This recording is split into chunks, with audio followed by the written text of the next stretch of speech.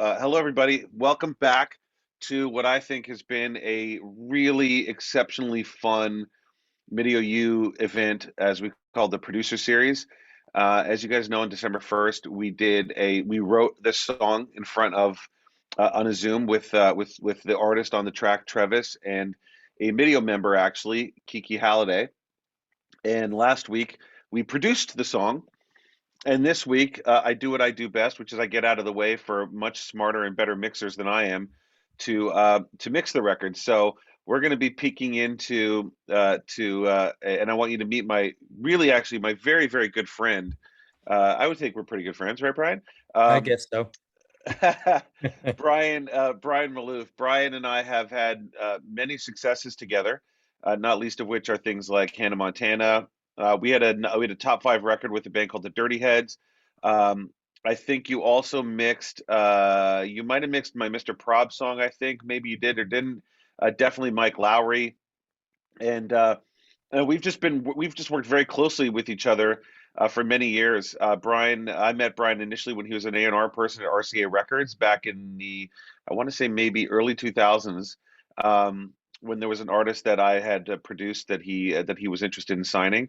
But Brian is one of the most accomplished, not only mix engineers and recording engineers and producers, but also music executives and A&R people. So I feel very honored that I get to call you friend, but also we get to steal you for a couple of hours here today, which is pretty amazing.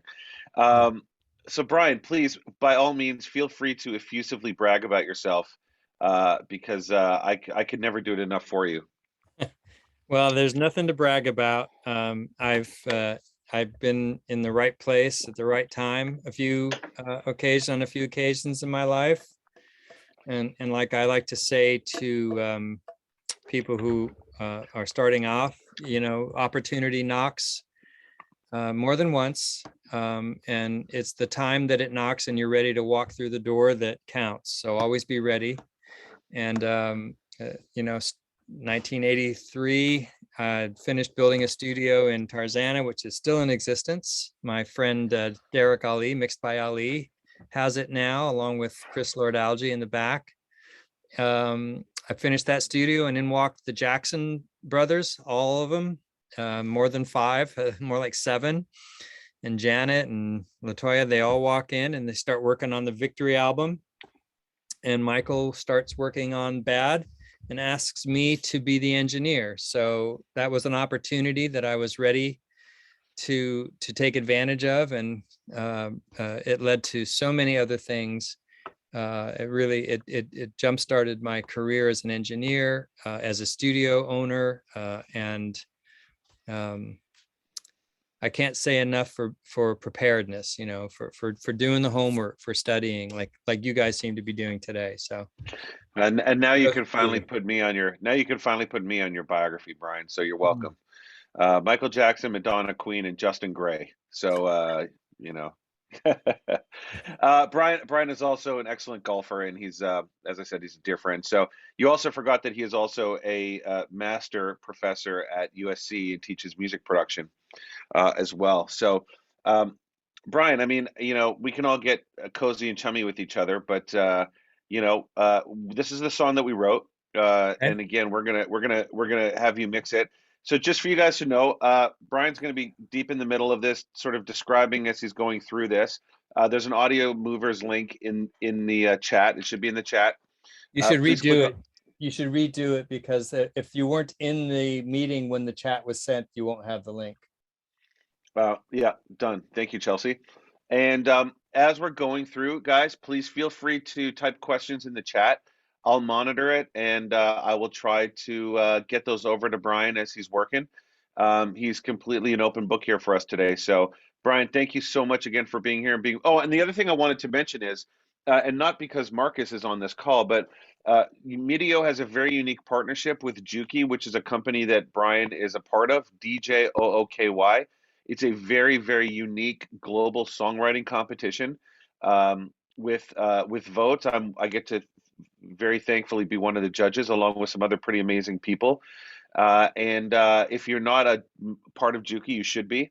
And yeah, it's an awesome opportunity for everybody. So we'll continue sharing the listen to link. And awesome, Brian. Let's go. I mean, maybe give us some of your thoughts one time after you listen to the song, and let's just go for it. Looking forward to this. Thank you so much.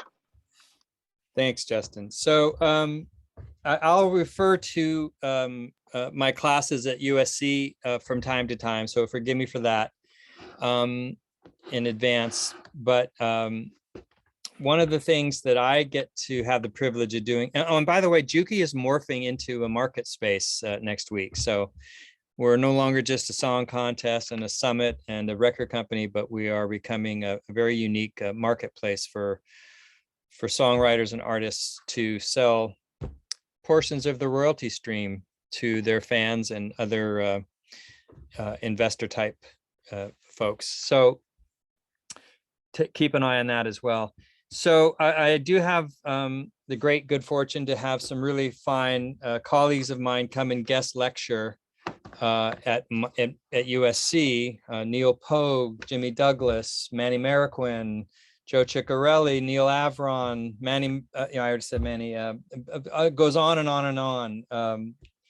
Daryl Thorpe, Grammy award-winning engineers. And they all have strikingly, Tony Maserati, who is another of Justin's mixers, has guested in my class as well. And they all have incredibly different styles and techniques when it comes to mixing. It's still surprising to me that we can do things so differently with what seemingly is a very kind of ubiquitous and universal tool. But one thing that every single one of us seemingly does when we start a mix is like within the first 2 passes of listening to it, we put in markers. Now, Justin had already done that. You can see Justin's are the ones that are all caps. And then it looks like either you broke tradition or I put a couple of extra ones in after I got the song. Actually, I'm going to have to blame school. He's behind me. He's the one that did the markers for me on this one. Okay, well, that's the one thing that I can point to that every mixer I've ever had the privilege to interview or watch work, we all do that, and it just helps us organize our the way of thinking about the song. In my opinion, I think it helps us to like figure, okay, here are our scene changes. Here's how we have to build the track. Here's the sort of call and response or the tension and release, whatever, however you want to think of the way the song evolves. It's really helpful to know where you're at in a tune. So I did 2 things before we started today. I imported the session that Justin sent into my mixing template, and we can talk about that as it goes along. And I put those markers in, and I steadfastly stayed away from the creation of this record, and I have not listened to it today except to do the sound check. So here's how I start. Yeah. They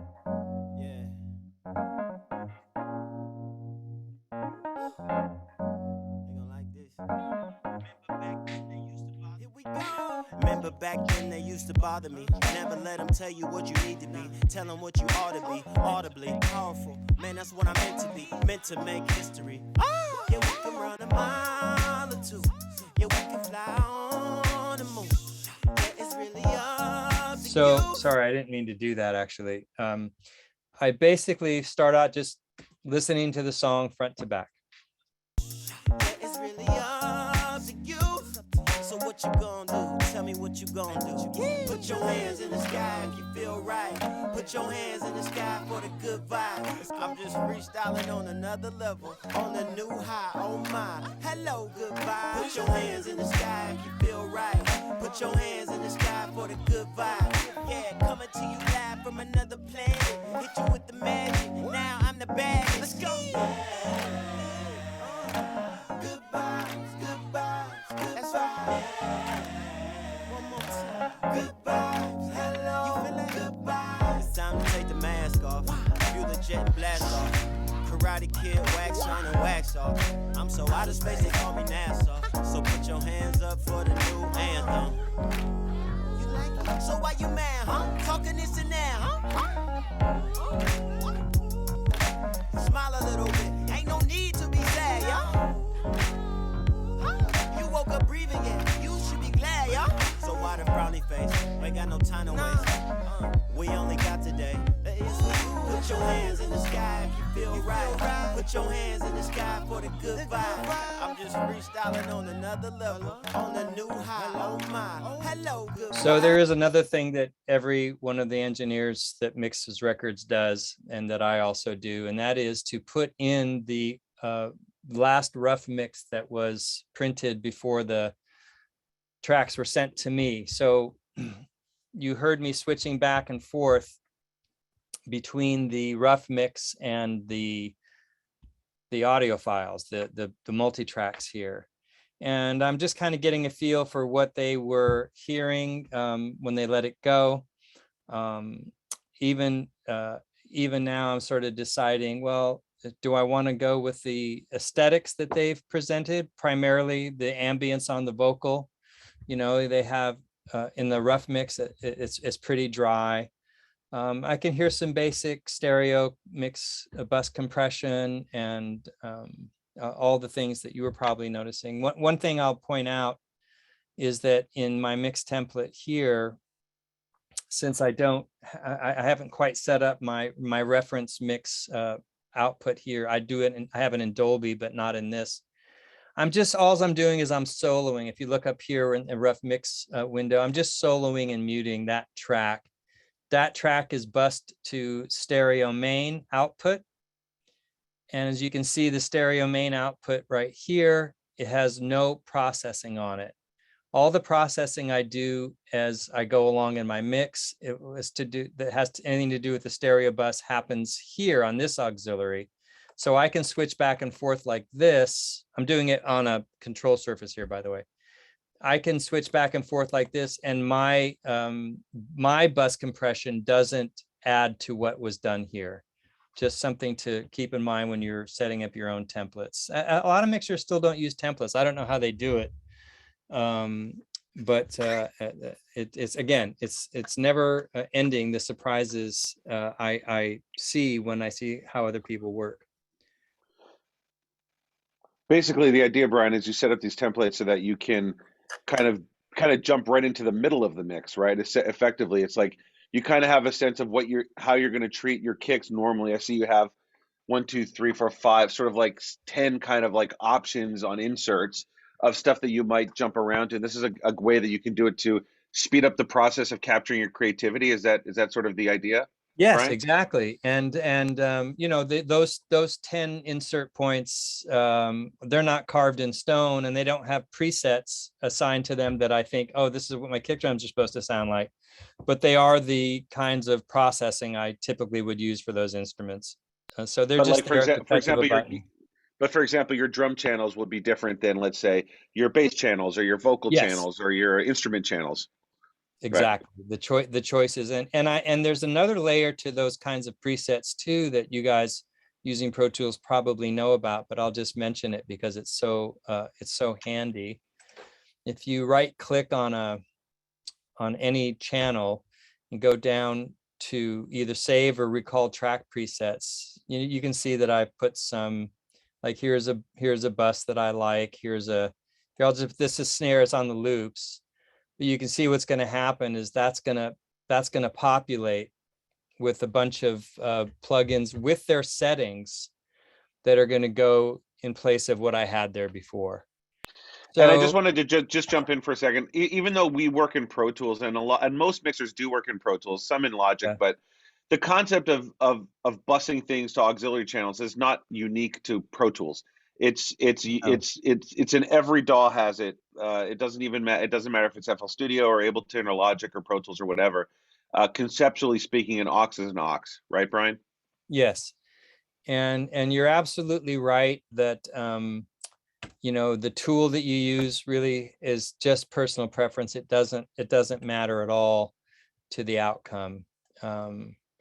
Just on a side note, do you think that Pro Tools and Logic, do you think that they have sort of like proprietary sound, or do you think that a DAW is a DAW in terms of sonically speaking? What's your opinion?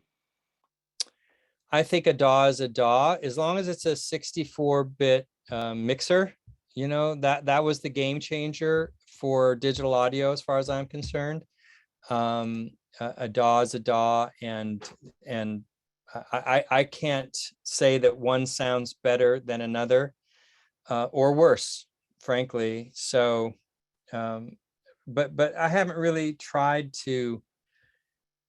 I haven't really tried to discover, you know, that, oh, this DAW sounds better than that DAW by doing intense A/Bing, because, you know, guys, we can make anything sound the way we want it to sound, no matter where it starts, right? So if you say, oh, with no plugins and with nothing going on, this DAW sounds better than that DAW, it doesn't really matter to me.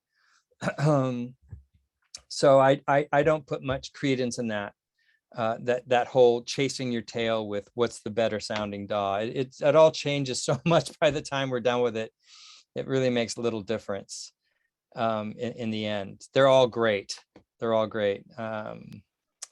So back to this listening. So I won't listen to it all the way through right now.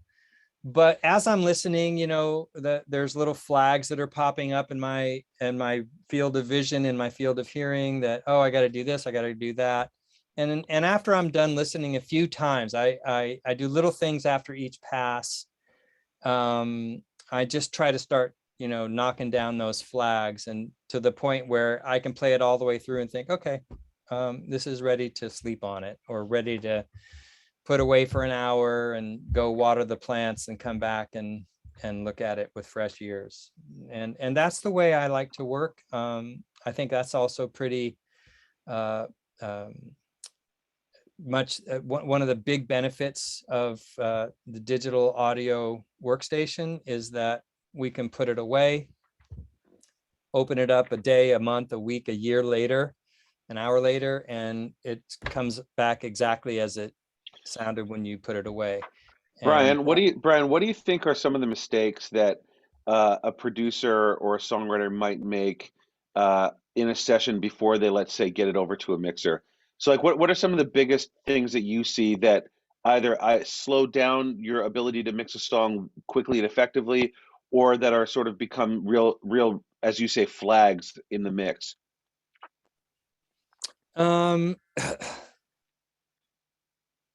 Wow, I don't think anybody's ever asked me that question before. I was I going to ask you guess what size your shoes are, but I guess this is a better one for now. I think labeling is probably one of the top things on that list. Remember, if you're sending tracks to a mixer, the word Tony on a file name doesn't help. You know, we have to listen to see, was Tony playing guitar? Was Tony singing? Was Tony playing keyboards? So just, you know, try to name your tracks descriptively. Justin does a really good job of that. There's rarely a time where, look at Swingy Tambo, you know, there's never a doubt as to what's on these files. Actually, there was one thing I had to listen to, only one out of all these probably 50, 60 tracks he's given me, where I had to say, what is that? It was one of the effects channels. See if I can figure out what it was. I wanted to hear what swoosh pulse sounded like, because that didn't sound like it made that much sense to me. But you know, you can see how descriptive these file names are, and that really helps. By the way, you'll see me, you know, also throughout the day selecting these unused auxiliary inputs. You know, so there's no strings or horns in this record, but I'm ready for a record that has strings and horns. So the tracks and the auxiliaries and their VCAs are all there, but when they're not used, I always try to deactivate them like this and then hide them so that they don't kind of clutter things up. And because when I go to make stems from this template, I'm not making empty stems. So if you empty the auxiliary inputs out before you go to print your stems, you're not doing anything extra. Here, This as you're doing this, it reminds me of the idea of painting a house, right? Like, you can just get a bucket of paint and start painting, but really 90% of the work is in the preparation, isn't it? That's And I right. think that same kind of goes here, is that 90% of the work here is in the preparation, is in kind of doing this stuff, cleaning up, being able to have your work and your templates set up so that, it already sort of kind of helps you craft your sound, especially I think like you and people like Tony and people like Chris, who I've worked with. I've been very fortunate to work with all of the best mixers in the world. Of course, Brian, I include you in that. You all have a sound, and I think this is part of the way that you sort of get your sound moving on a song, Mhm. is preparation, 90% preparation. Yeah, all my routing is done. I don't have to think about anything except the music, and that's a real time saver for me, and it really helps me just dive in. And of course, in making stems, it's super important. These deliverables are going to be extremely hard to get around as the future unfolds. And making stems in a minute and a half pass, and I get 24 discrete stems with discrete ambience and echo effects is a lifesaver. I don't know how it would work. I don't know how people work without it. I really don't. But anyway, let's get back to this music. So that's the rough mix, and this is what I'm listening to. Remember back then they used to bother me. Never let them tell you what you need to be. Tell them what you ought to be. Audibly powerful. Man, that's what I'm meant to be. Meant to make history. So I can already hear that, the rough mix, they made a lot bigger deal out of the claps. But I'm looking at my files here, and I don't see the claps playing when I hear them play. So I got to figure out where those are coming from so I can make more out of them. It's coming from the group clap. It's coming from the group claps. But don't they start earlier? Don't they start here? Where are those claps coming from? That's a snare. That's a snare clap. Like that's, yeah. Somehow I don't have a snare drum even. It's right there. Stereo snare. Oh, there it is. Okay. Yeah. So I'll solo that. And I can tell that there was some sort of big,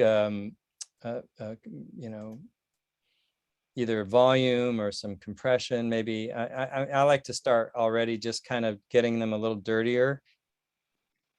So if I switch from line to mic, see, I get a little distortion and a little hair on that. Maybe that's something like what they had. And that's more than they had. I'll back it off a little bit. So we'll live with that for a minute. Obviously, there was some vocal treatment I should figure out right away.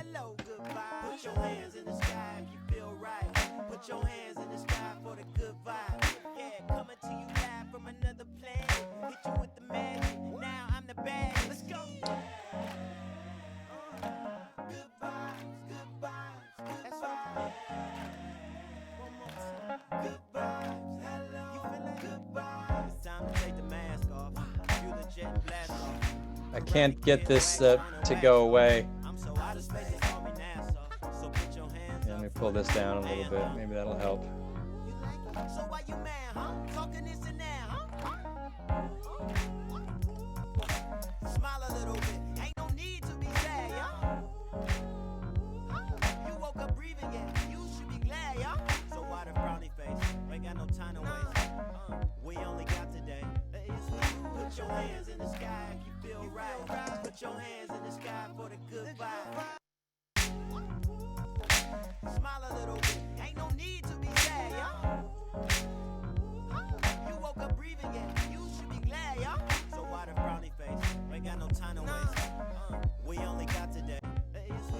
So that got me a little closer on the backbeat. I always like to make sure that I'm kind of in the ballpark for some of those big, that has a big effect on the sound, the drums, especially snare and backbeat stuff.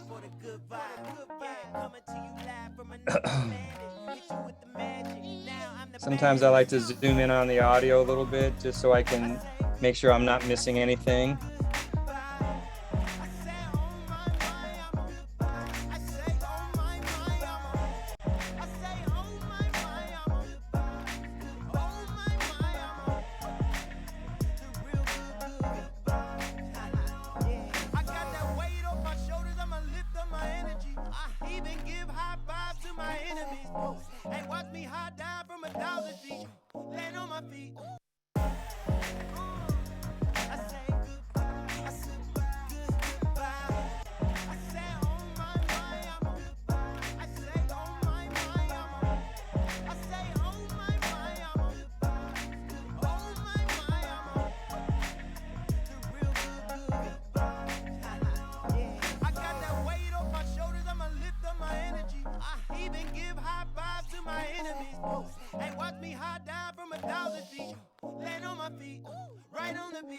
I'ma dance like nobody watching me.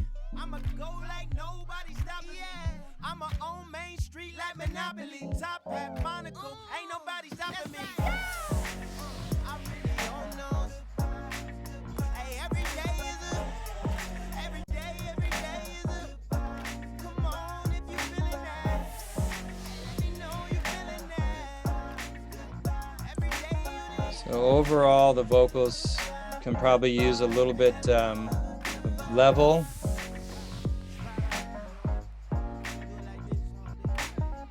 So this is when it's kind of a nice thing to just overall kind of treat all those vocals with a little help here, a little compression.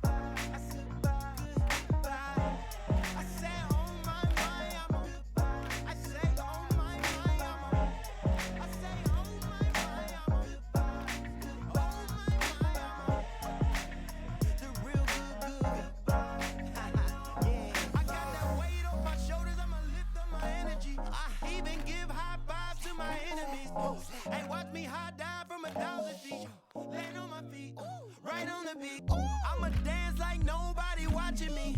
I'ma go like nobody stopping me. I'ma own Main Street like Monopoly. Top hat, Monaco, ain't nobody stopping me. I really don't know. Hey, every day is every day is come on if you feeling that. Hey, let me know you feeling that. Every day you need. So what are the big things here, and why don't I hear this guitar? These are some of the questions I want to answer. So let's see what that guitar, there he's doing a wah-wah thing.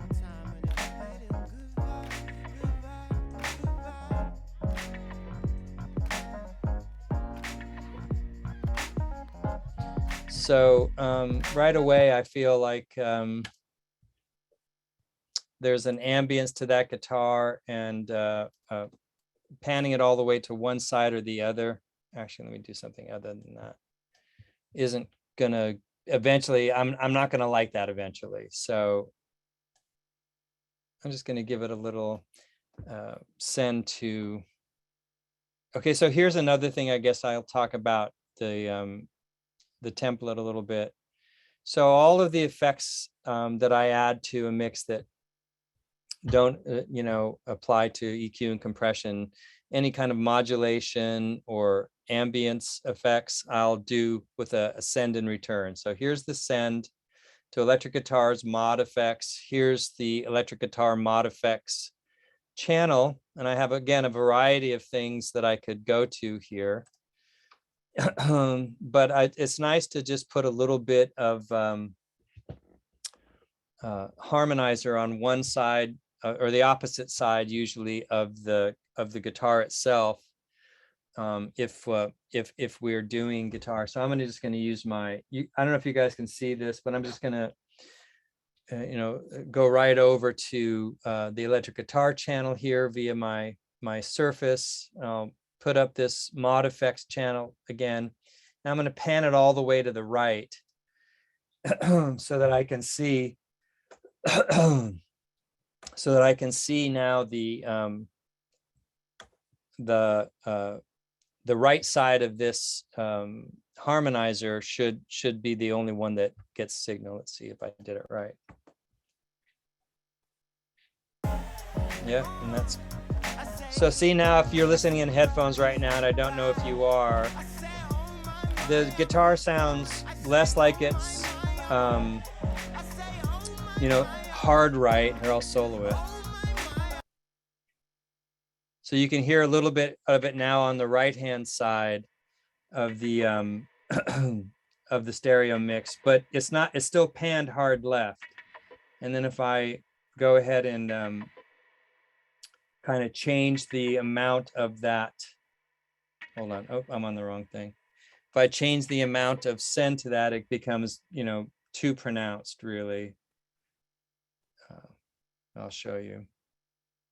Brian, sorry to ask a quick question. I have two things. One is more of a comment and something that I've noticed, but the other thing is, if it's possible, can you maybe try turning your output of your down a little bit, because we lose you when you're speaking over the track a little bit. Oh, sure. No problem. But the other thing I wanted to notice is one thing that, I know we're both friends with Tony Maserati, and I've worked with Tony and I've worked with you. And one thing that you guys both do, which is fascinating to me, which is something that I don't do at all, and I'm going to start doing now, is I noticed that you mix in a very linear manner, meaning you don't focus on a section. You'll start the song, you'll work on it as you're going. You're kind of, it's almost like you're living and breathing and playing the mix. You're not micromanaging each section. Am I right when I say that? Yeah, I'm just like, whatever kind of hits me in the moment, like, I don't think it's ADD. I just think it's a way to try to stay in the present of the holistic approach to the record, and not get hung up. You notice I haven't really soloed anything until I just soloed that guitar. Here, I'll lower the output 4 dB. You tell me if that's enough. And then I just, because I want to hear something specific that I'm doing with an effect send. But I usually don't solo much at all until I've been at the mix for about an hour or two. Then I start kind of listening to the other parts of the, individual parts of the song. Here, I'll show you what I mean. I'll emphasize that harmonizer. So I can really get it to be almost equal on both sides, but then it kind of makes your head go a little funny if you're sensitive to phase. When I have these setups for send and return, usually about -10 is a good place to start. And then you can figure out if you need more or less than that.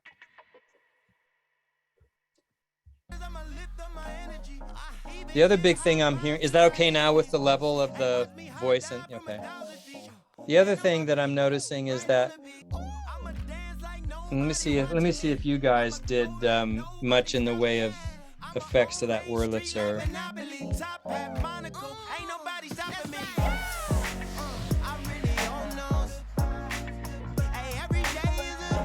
Oh, I see why. So if I solo the Wurlitzer, I mean, if I solo, I don't mean the Wurlitzer, I mean the rough mix.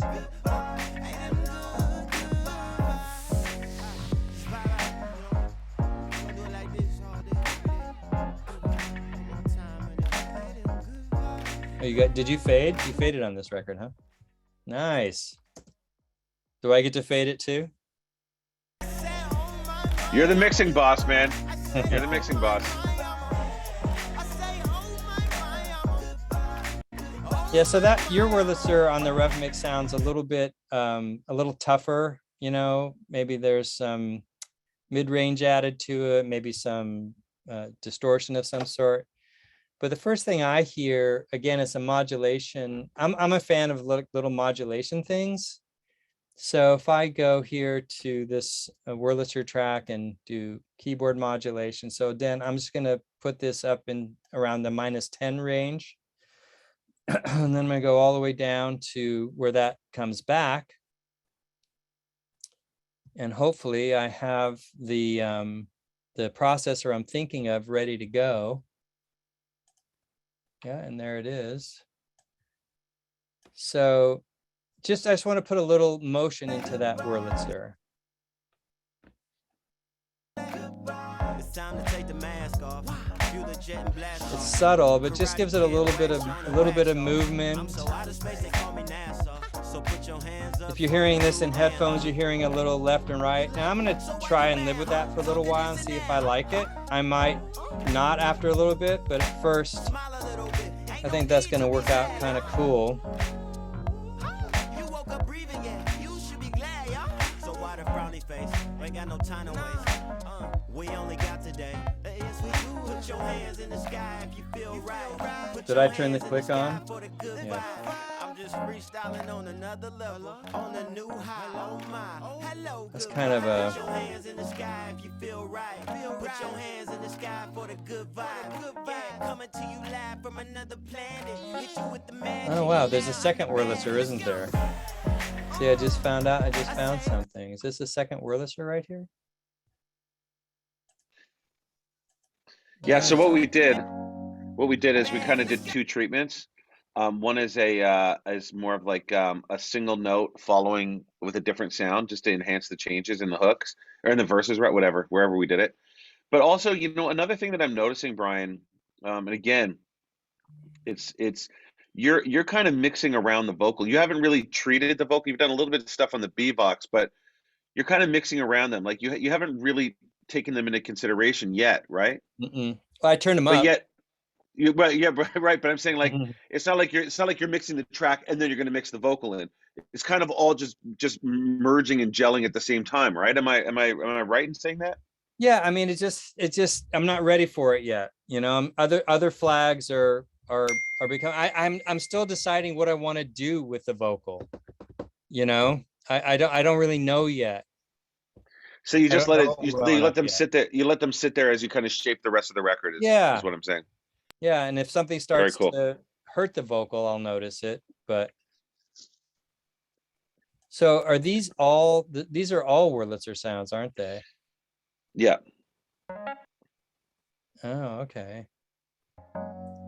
So let's just. Yeah, that's a good way of hearing what that little modulation does to it in solo like that. Here's another one now.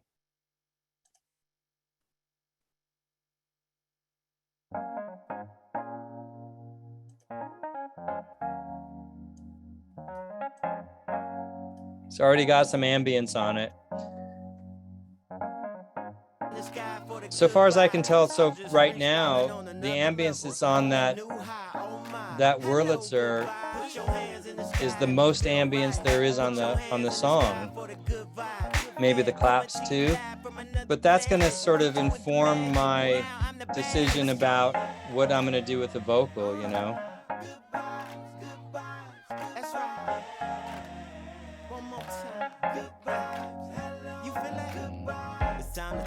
Here's some background vocal stuff. Karate Kid, wax on and wax off. I'm so out of space, they call me NASA. So put your hands up for the new anthem. You like it? So why you mad, huh? Talking this and that, huh? Smile a little bit. Ain't no need to be sad, y'all. You woke up breathing, yeah. You should be glad.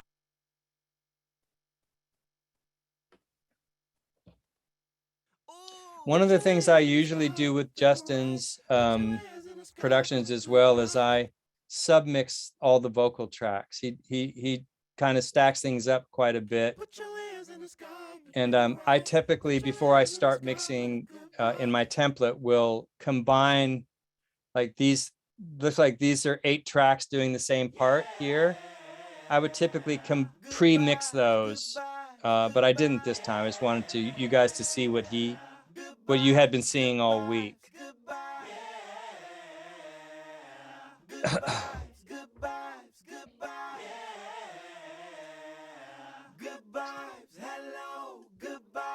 Quite like the sound of this Yeah, I was gonna SSL. so Brian, so generally speaking, you're just kind of putting a little bit of like shine on top of the vocal. Is that what you're doing there? Well, I'm really trying to just gel them a little bit with a little bit of compression, and yes, and a little sheen on top. This is a typical, like, safe place to do a high pass. Make sure there's no thumping low frequencies that I'm not paying attention to sneaking through and making the compressor behave funny.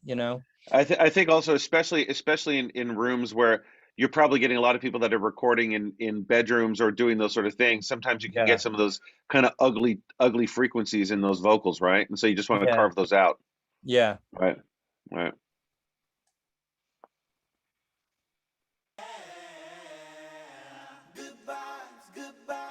Little reverb for the background vocals just to get me going. Okay, where do they come in? The first chorus, probably, right? I don't know. I Reverb. can't see. You got a giant plug in the way. So you notice I just put all of the background vocals through this reverb, just down and dirty real quick, just to hear with a little ambience. If I decide later that they shouldn't all have reverb, I'll go and do it individually.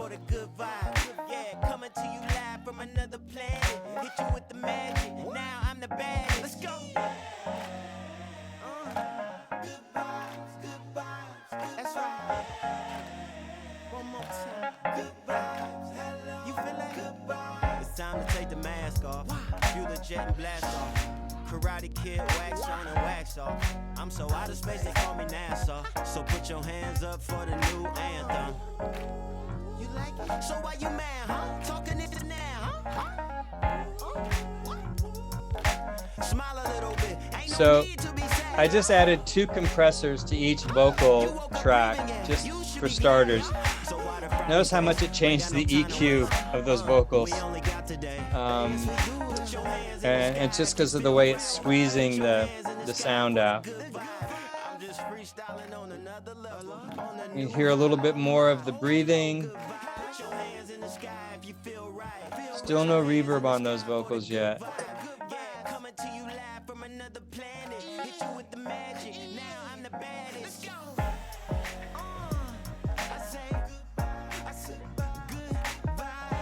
I'm just gonna go and see what these doubles are doing real quick.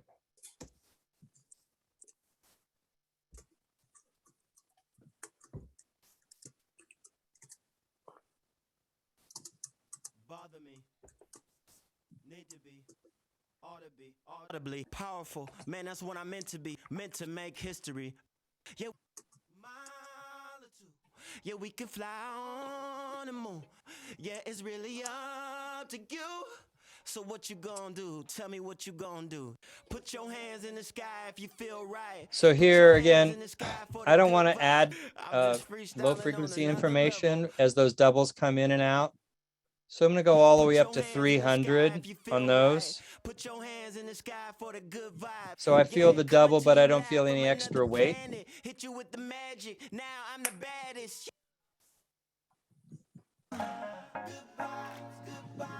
That's right. One more time. So one of the things too that I love about working in the digital domain is I can see the dynamic range is pretty extreme on this ad-lib track. So that's probably the next thing I want to pay attention to is the audibility of this thing in the track, not outside of it. They gonna like this. Here we go.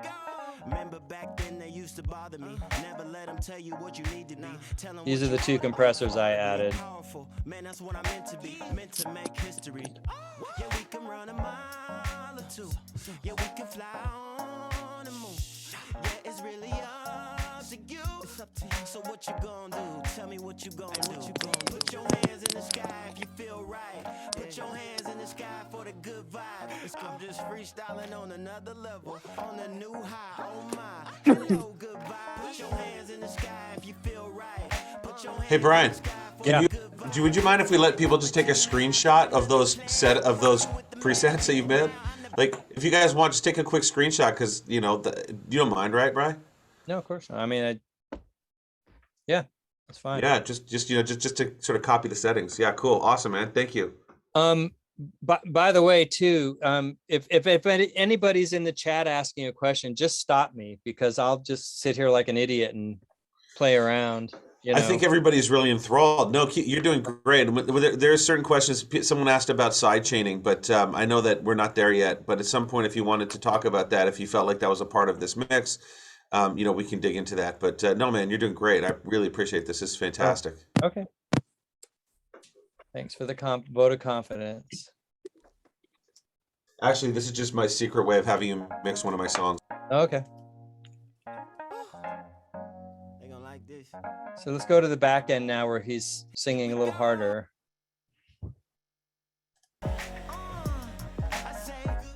So here it might be hitting it too hard. One thing I also recommend is when you're setting compressors at the beginning, go to the loudest part of the program material and set the compressors that way. So this is the first compressor in the chain. So I don't want to go crazy.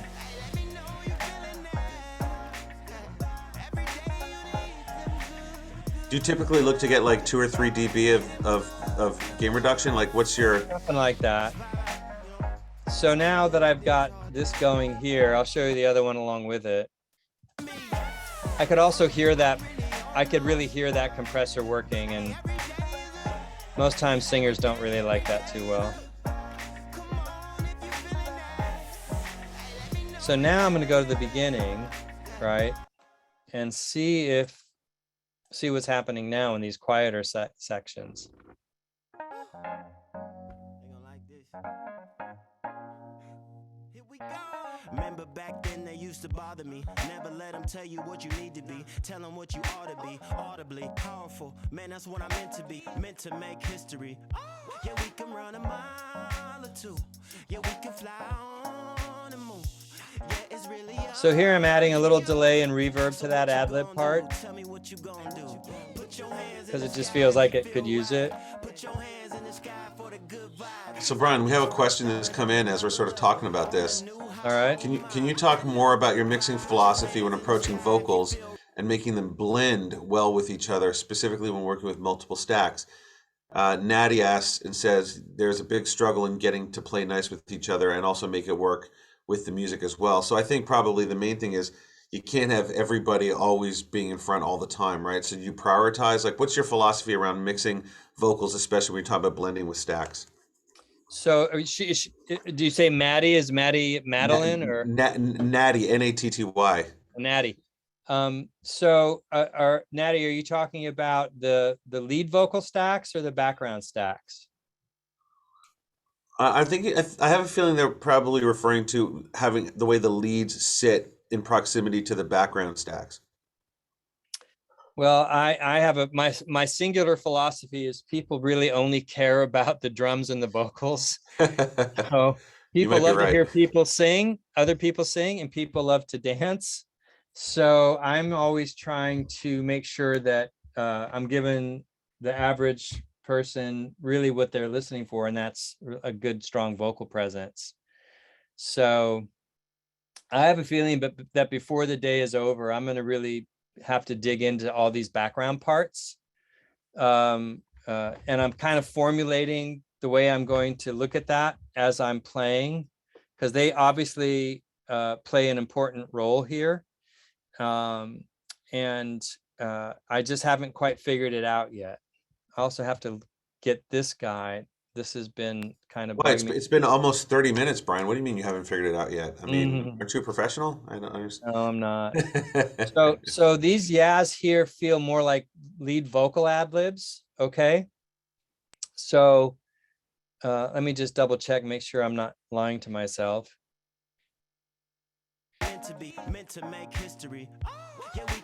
Yeah, what's going on there? Is there like a double of it, or? So no, there's a second guy that's yeah, see these two kind of play off of each other. So I'm gonna move this vocal into the, even though you listed it as a background part. Now here I'm thinking about what are the stems, how is this going to get stemmed out? Should that, when the lead vocals go off, should this go off as well? And my opinion is yes, because if the backing vocal tracks are being used as part of the backing tracks of a live performance, for instance, that means there's nobody on stage singing that part, and yet that part's going to come blasting out like as if it were a lead vocal, and I don't think that's good. So I'm just going to scoot him up into a lead vocal track. Put this back down here again, trying to stay organized. And I'm thinking ahead, I'm thinking ahead of like how is this all going to stem out and become, the most useful that it can be for the label and the client. So now I've got these two tracks kind of both performing ad libs. So I can kind of treat them the same, and then they're going to get the same overall vocal treatment as well. So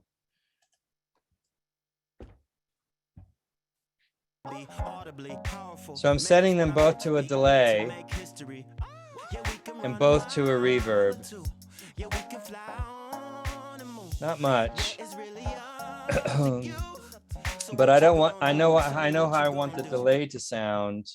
So I know that I don't want it to sound the way I just heard it.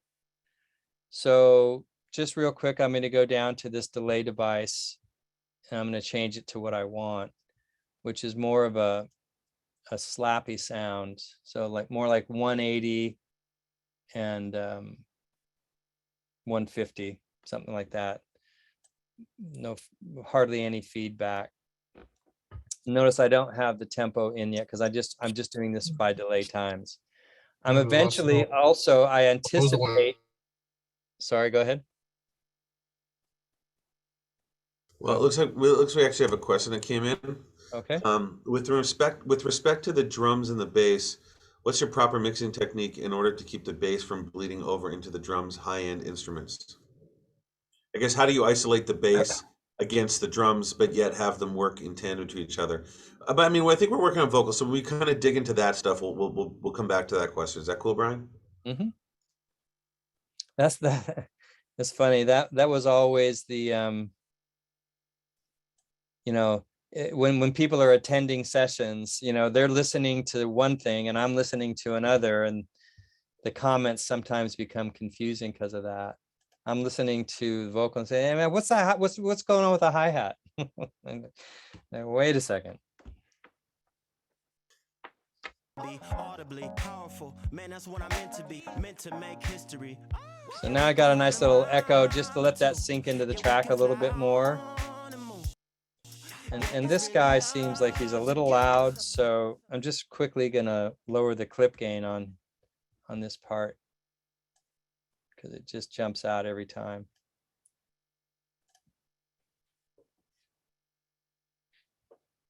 Audibly powerful, man, that's what I'm meant to be, meant to make history. Yeah, we can run a mile or two. Yeah, we can fly on the moon. Yeah, it's really up to you. So what you gonna do? Tell me what you gonna do. Put your hands in the sky if you feel right. Put your hands in the sky for the good vibes. I'm just freestyling on another level, on a new high. Oh my, hello, good vibes. Put your hands in the sky if you feel right. Put your hands in the sky for the good vibes. Yeah, coming to you live from another planet. Hit you with the magic. Now I'm the baddest. Let's go. Good vibes, good vibes. That's right. One more time. Good vibes. You feel like good vibes. Okay, so that's another thing I was noticing as I was playing, that I didn't really want the reverb to color those background vocals, but rather just kind of give them a little pillow to fall on. So again, if I solo the backgrounds, hopefully I'll get them to that same spot.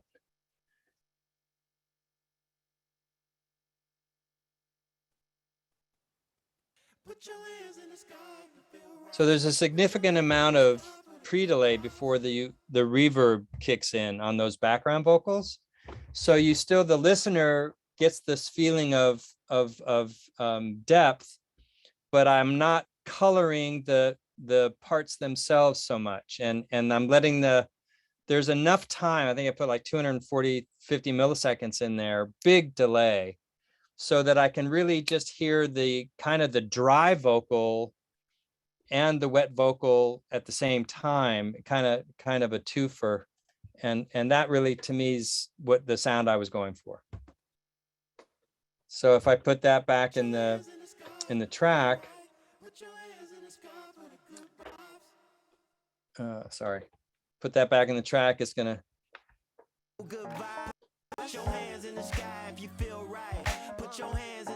And I'll live with that for a little while. Again, that's a global thing.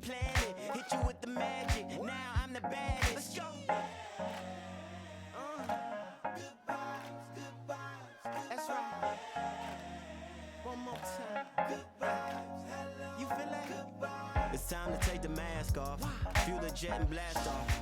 Karate Kid, wax on and wax off. I'm so out of space, they call me NASA. So put your hands up for the new anthem. You like it? So why you mad, huh? Talking this and that, huh?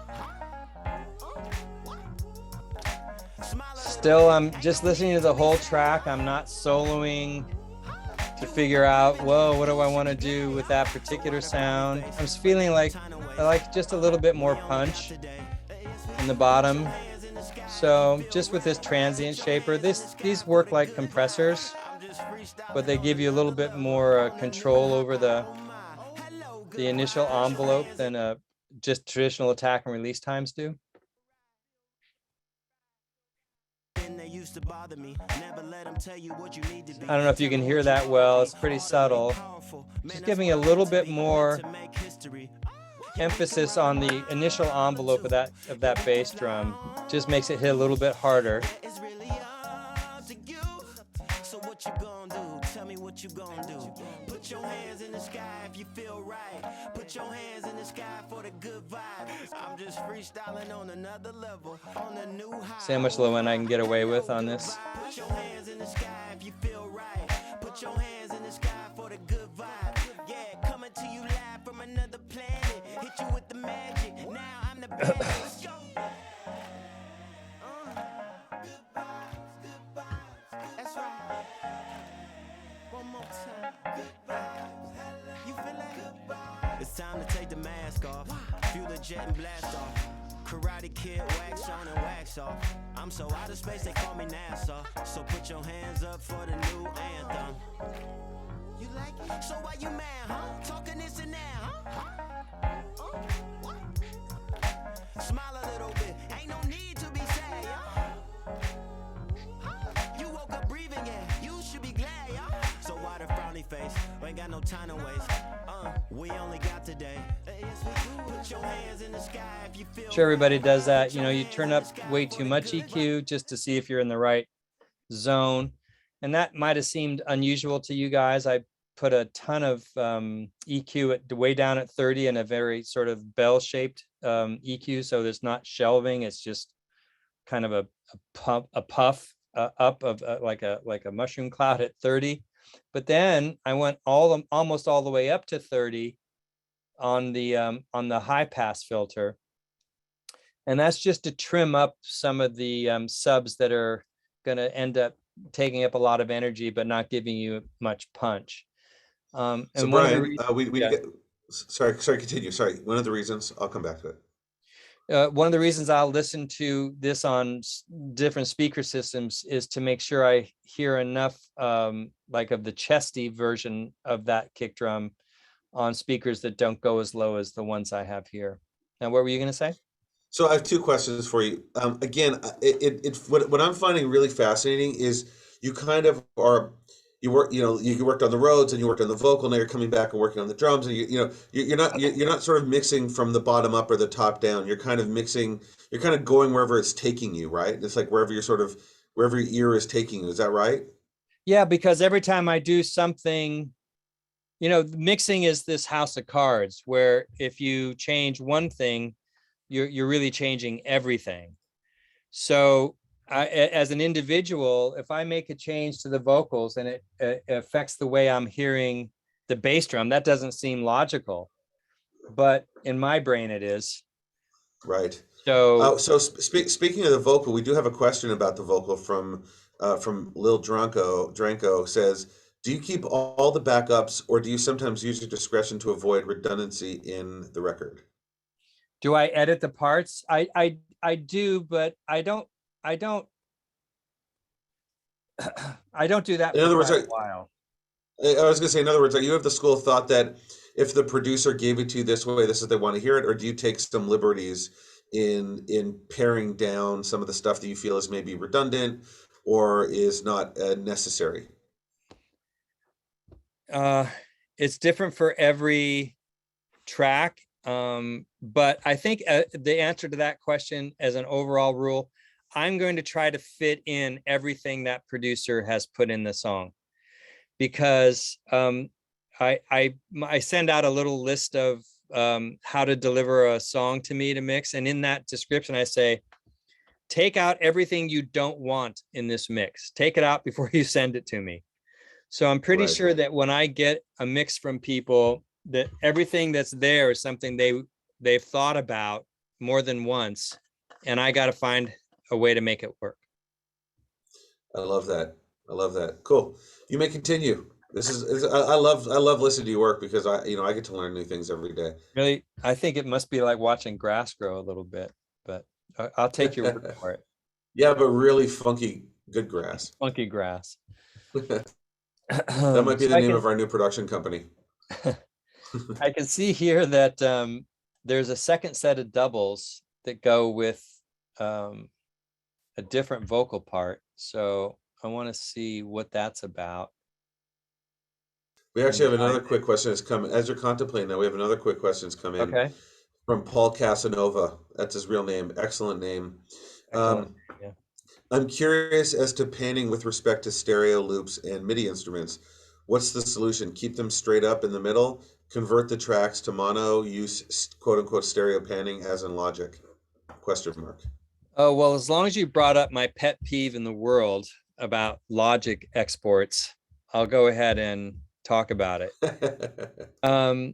When I get files from people who have exported out of Logic, oftentimes they're pretty laissez-faire, a little bit lazy in how they're managing those exports, and I get a lot of mono audio that's spread over 2 tracks, and that's kind of okay. It's not like it's the worst thing in the world, but there are certain times where mixes get to be over 120 tracks, and it starts to be a little bit taxing on the resources of a computer. So not my new computer, but in computers past. And so I will try to manage the voices, because basically you're now using 2 voices for a mono sound. So I'll split those into mono and delete one of them. And then of course the rule about that. If that got bounced out as a stereo file, and that's the way the producer was hearing it, now that single mono file is going to be 3 dB lower than it was as it appeared originally. So I'll take that mono file and I'll turn it up to 3 dB. As far as let's say you had like a stereo piano, a stereo organ, and a stereo string pad, right? Like 3 things that all sort of like occupy a very similar EQ kind of like tonal area, right? Would you maybe consider panning one of the stereo keyboards a little bit one way, one of the stereo keyboards a little bit the other way, like Sure. in terms of finding space for all of that stuff, or you would just have them all smushed together the way they came in for you? No, I mean, it's open season on panning. Like to me, like this came to me, looks like this came to me where you had this favoring the left, and then this one was even. You had it like this, and let's see, this next one is also even. But it's definitely open season. Like very stereo sounding mixes are usually made up of lots of mono components. So I really, like I say, it's open season on panning. Once I start to get familiar with the track, that's one of the things I'll take a good look at. And if they're printed with effects that make it wide, and I collapse it to mono and pan it to one side or the other, and I feel like it loses some of that wonderful stereoization of the overall mix, then I'll put it back, to make it a wide stereo thing. It really just depends. Also got a quick question as you're doing this. What are your favorite UAD plugins for mixing? Not mix bus stuff, but more power tools for using on each stem. We are mixing a lot of tracks similar to this one in terms of element style reference. Or which UAD plugins, if any, would you rather have as pure gear instead of emulation? I guess I've known Brian for many years, and he's had a ton of outboard gear. You can see some of it behind him, but I think you're pretty much an Not in the anymore. box guy now, hey? Yeah, I've you're got pretty much rid of all in the most of box. Yeah, it's all in the box now. This behind me now is really just for recording vocals and stuff. But I don't know. The UAD stuff is all really good. I use their SSL channel a lot. There's 3 good SSL channels, and Waves just put out a new one that's also very good. I use their compressors quite a bit, in particular the Fairchild here. This CLA 76 I think is my old 76, so I kind of like using that because Chris bought the studio from us, and my gear went with it, and so I'm a little partial to that one. I don't know, you'll see UAD gear pop up. I love this Studer A800 from UAD. The tape emulation's quite good. I think this Shadow Hills is also UAD. Let's look, because I end up using this quite a bit. Yeah, this is a UAD that's the UAD plugin. one. Yeah. Mm-hmm. Plugin Alliance makes a version of this as well. It has a couple of different features, but it's pretty much the same. I don't know. I mean, I'm an SSL guy. I've really kind of fallen in love with the Focusrite and AMEC channels that Plugin Alliance put out. I'll show you one. Let me see, maybe it'll even work out on this deep kick. I was just getting around to that deep kick when we started talking. Yeah, sorry, I distracted you. That's all right. It's all good. Actually, blame Ian. He distracted you. He was the one that asked. Is it Ian? So like here, I'll show you some of the sounds that this AMEC can put out.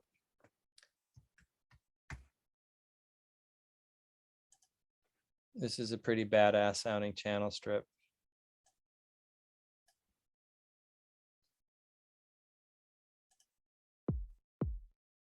So this kind of starts out with some sort of filter on it. Here, let's take that off. See how it sort of tightens it up just running it through it, but it's because all these different, I don't know why that comes out. Is this the factory default comes with all those buttons pressed? That's kind of weird. Yeah, it does. Look at that. Even though they're not doing anything. Well, this is. Anyway, so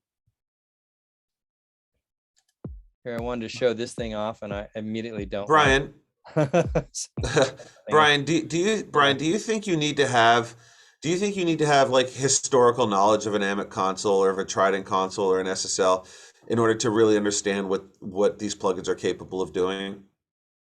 No, you don't.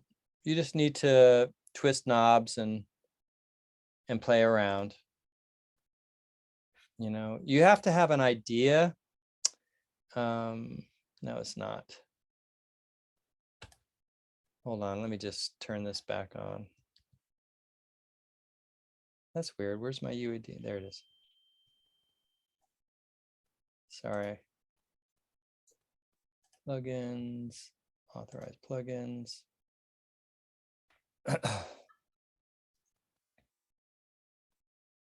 Okay.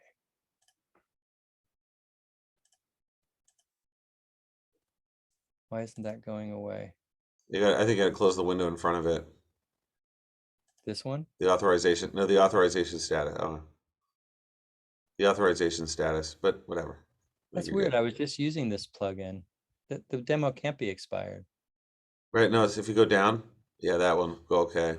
Yeah. Oh, Then you can close that window. this says update software. Oh, I wonder if that's a problem. You can see I'm sponsored by UAD, so I have every plugin as a demo, including that one. Let me see what the problem is. I wonder if I need new software to make that plugin work.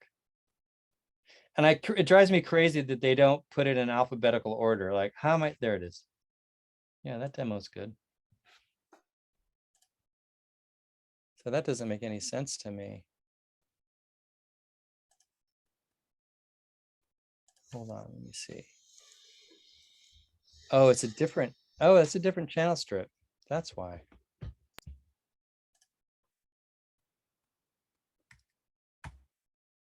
SSL.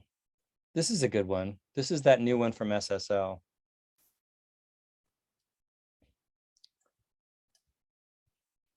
From Waves, I mean.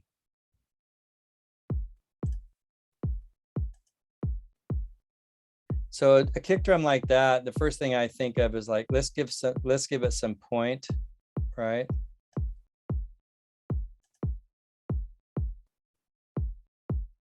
Let's see, I'm not sure that's on or off. Yeah, that's on.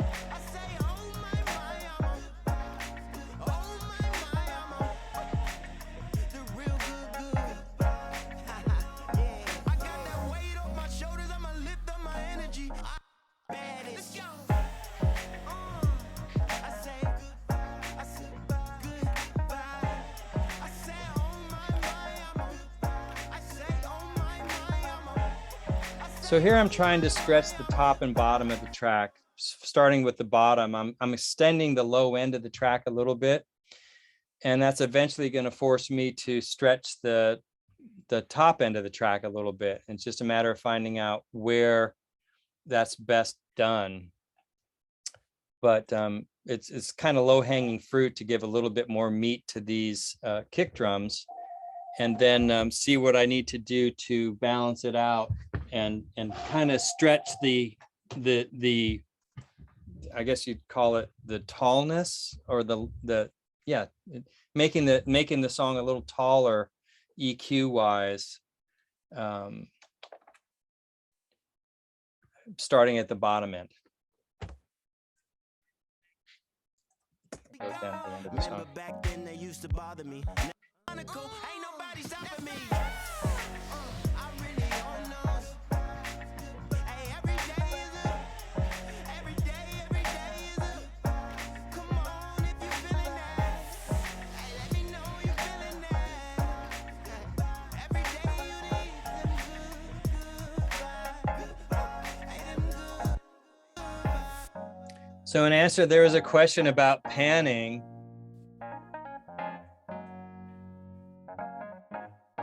So that might end up being a panning move, because here I'm looking for like, what's going to balance out this guitar. It happens twice, right? It happens here and here. So I'd like to have something balance out that guitar that's playing on the left with something playing on the right. So that gives me a chance now, really early and kind of down and dirty panning automation. Starting here, this is going to be stereo for now, before, come on.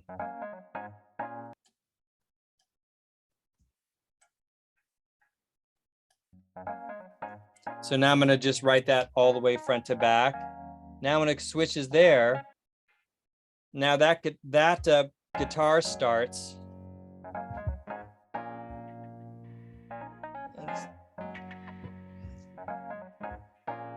That might be a little bit much. So that's kind of nice. Now I'll just go back to the punch. So I wrote, if you could see that automation writing, I just wrote back to where I made the move. And then I'm going to have it right again. I just pressed another button. Now it's written all the way to the end. So you'll see this pan's going to jump just at this break. Watch here. Now it's going to jump to the right.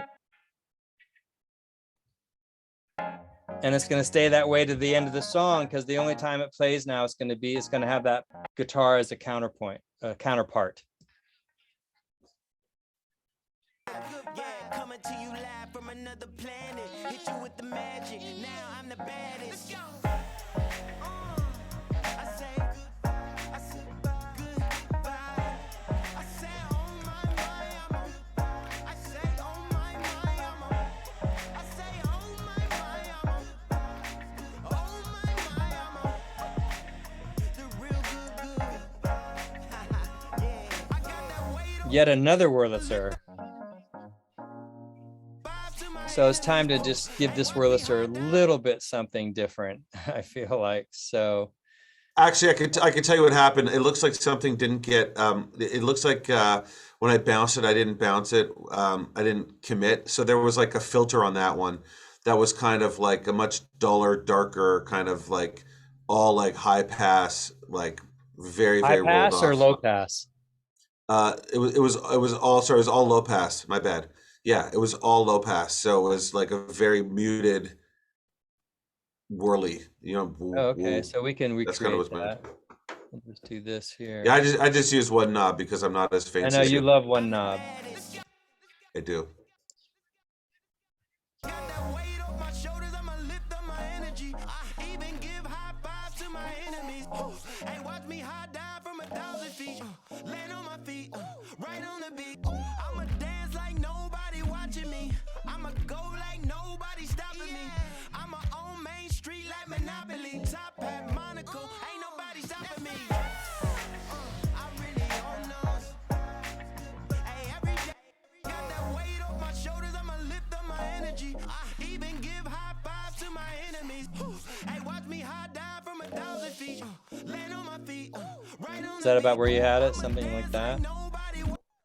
Yeah, probably. But you were kind of doing something really cool there that if I was doing that, I would be like, ooh, I would automate it so it's just kind of I was washing thinking the between. same. I was thinking the same thing. Yeah. That's kind of cool. It's kind of washes between 3.5 and 5. You know, just kind of like Yeah. really weird and random. You know. Yeah, I kind of like that as well. So the easiest way to, well, I mean, I could touch knobs here, but you wouldn't be able to see it. So I'll just do the kind of normal way, and I'll add this filter. Well, you know, let's add them all in case there's something else I want to do.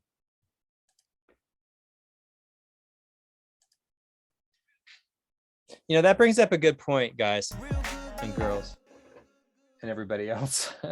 When you make a little something, it's not a mistake, but when you hear something that, oh, that was kind of neat, don't ignore that. Don't ignore your reaction, because we just had the exact same reaction. And sort of like, because I was thinking when I first heard that, well, let's put that through a phase shifter or a flanger, you know, let's kind of modulate that sound. But then Justin said it was filtered before. So filtering, I mean, phasing a filtered sound isn't always very effective, but moving the filter around could be. So let's see if we can play around with that a little bit.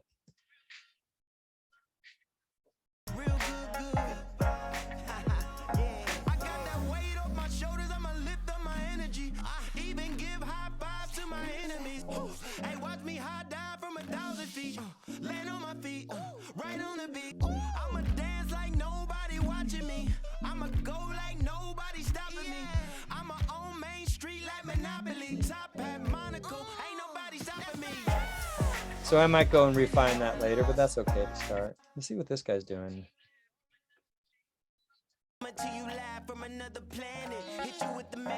So that's the same thing. That's basically, that shouldn't be changed, right?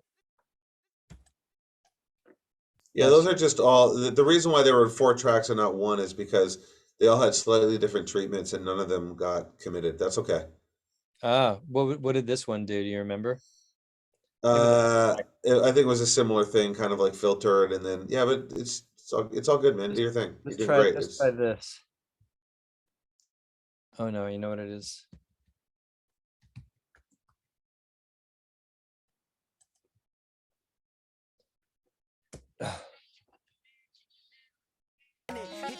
magic. Now I'm the baddest.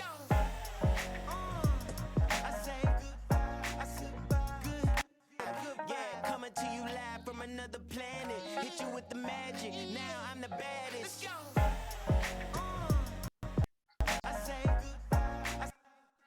Yeah, coming to you live from another planet. Hit you with the magic. Now I'm Subtle. the baddest.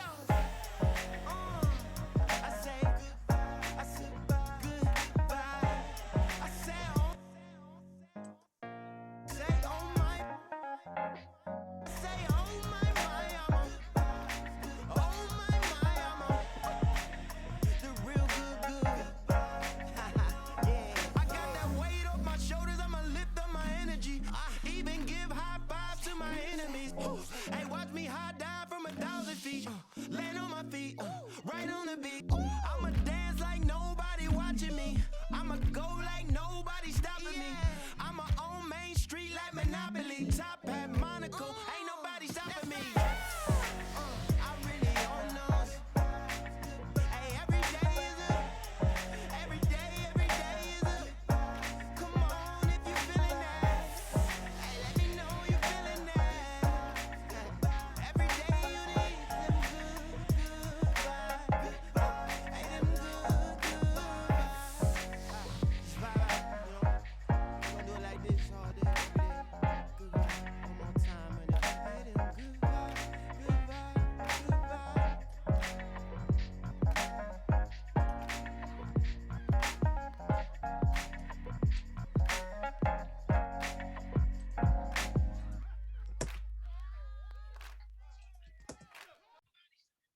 Yeah, coming to you live from a nobody stopping me. I really own those. Hey, every day is a, every day is a. Come on if you feeling that. Hey, let me know you feeling that. Every day you need them good vibes. Hey, them good vibes. Gonna do it like this all day, every day. Good vibes, one more time, and hey, them good vibes, good vibes, good vibes.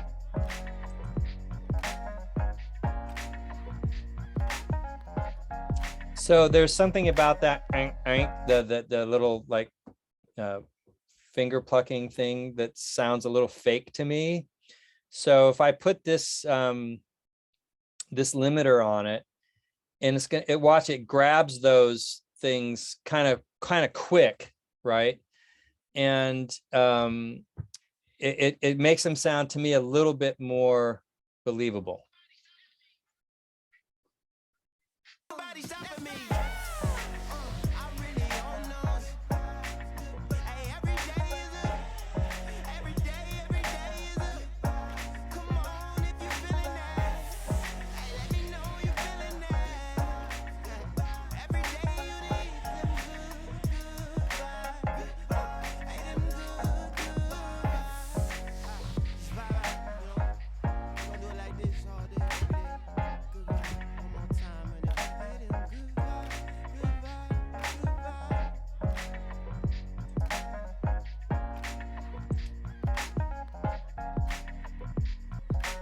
It takes some of that really kind of toppy part off. It makes it sound more like a bass guitar than a bass synth to me. Maybe it is a bass guitar. I don't even know.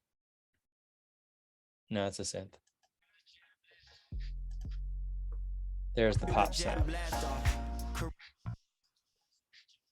I'm so out of space, they call me NASA. So put your hands up for the. You like it? So why you mad, huh? Talking this and that, huh? What? Smile a little bit, ain't no need to be sad, yeah. You woke up breathing, yeah. You should be glad, yeah. So why the frowny face? We ain't got no time to waste. We only got today. Yes, we do. Put your hands in the sky if you feel right. Put your hands in the sky for the good vibe. I'm just freestyling on another level, on a new high. Oh my, hello, good vibe. Put your hands in the sky. It's time to take the mask off. Feel the jet and blast off.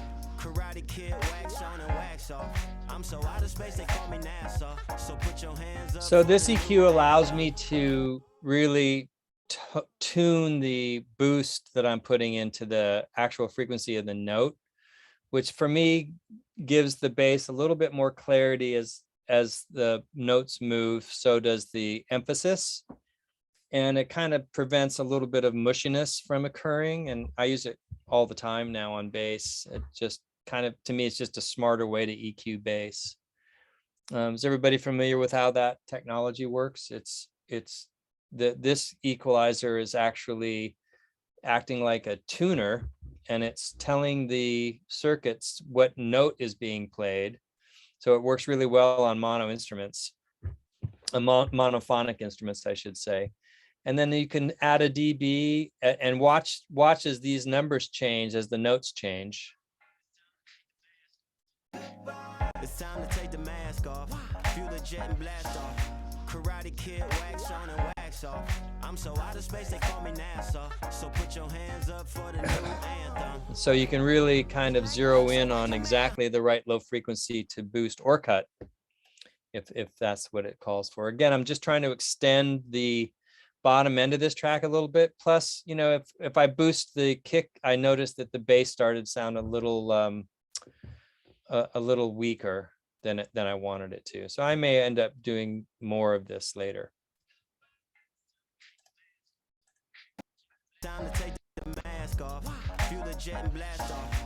Karate Kid, wax on and wax off. I'm so out of space, they call me NASA. So put your hands up for the new anthem. You like it? So why you mad, huh? Talking this and that, huh? Smile a little bit, ain't no need to be sad, yeah. You woke up breathing, yeah, you should be glad, yeah. So why the frowny face? We ain't got no time to waste. So now I've switched back to the rough mix. Put your hands in the sky for the good vibe. I'm just freestyling on another level, on a new high. Oh my, hello, good vibe. Put your hands in the sky if you feel right. Put your hands in the sky for the good vibe. Yeah, coming to you live from another planet. Hit you with the magic. Now I'm the baddest. I say good. I say good vibe. I say on my mind, I'm good. I just heard another opportunity here for something. So let's do something fun with that.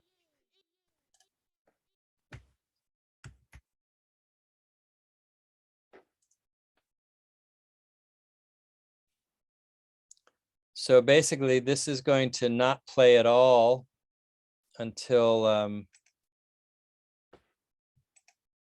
whoops, come on.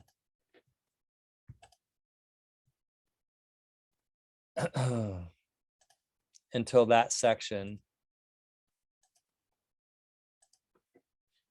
There's a shortcut for that. You can enable the plugin with a quick key, but I want you guys to all see what I'm doing. So it's better to, anyway. So this is an automation mode. I just could play a little bit of it. So now it's written from top to bottom. So right before here.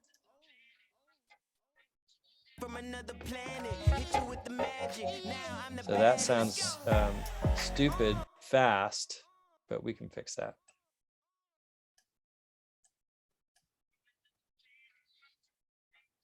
From another planet, hit you with the magic. Now I'm the baddest. I say good. I say good vibe. Yeah, coming to you live from another planet. Hit you with the magic. Now I'm the baddest. Vibe. Yeah, coming to you live from another planet. Hit you with the magic. Now I'm the baddest. So that's just a little opportunity for a little ear candy for when that part steps out a little bit. We'll adjust that as we go along. So like Justin was saying, I just kind of do big picture things, then I go and refine them as I continue with the mix. So far, I'm not hearing anything here that I really have to pay attention to, except this one. That's supposed to be a moment there, and let's see if I can. That's a little better. mask off. Feel the jet and blast off. Karate Kid, wax on and wax off. I'm so out of space, they call me NASA. So put your hands up for the new anthem. You like it? So why you mad, huh? Talking this and that, huh? Smile a little bit, ain't no need to be sad, yeah. You woke up breathing, yeah, you should be glad, yeah. So why the frowny face? We ain't got no time to waste. We only got today.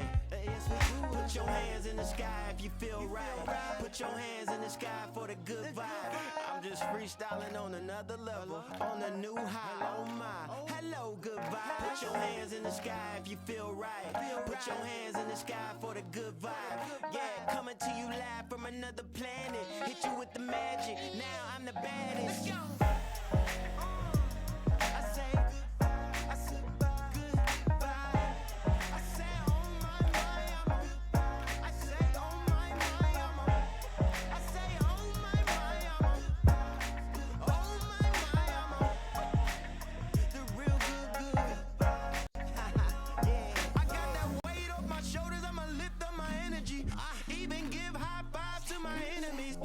Hey, watch me high dive from 1,000 feet.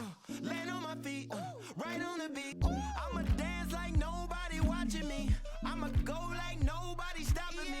I'ma own Main Street like Monopoly. Top hat Monaco, ain't nobody stopping me.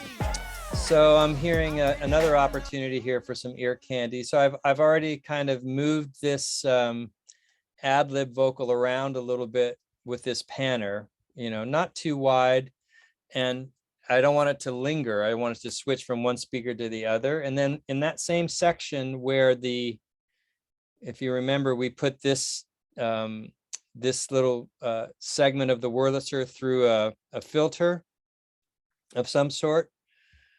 I'm going to do the same with that vocal. So to make sure that I get it in the right spot, I'm just going to outline it here.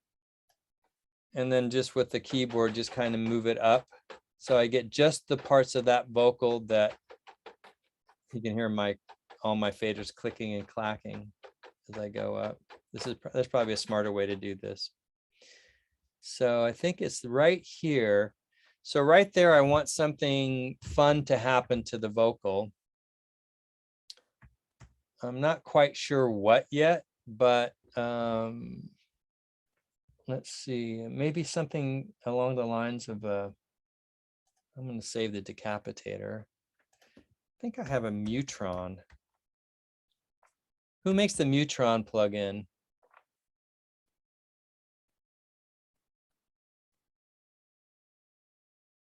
Box mutator. Do I not have a Mutron?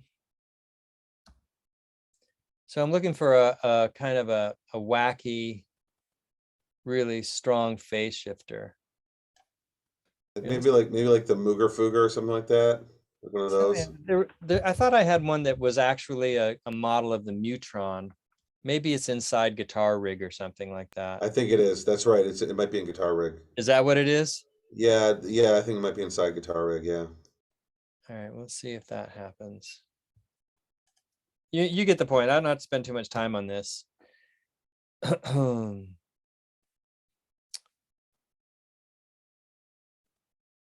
I've already got it. So this will be split into two anyways.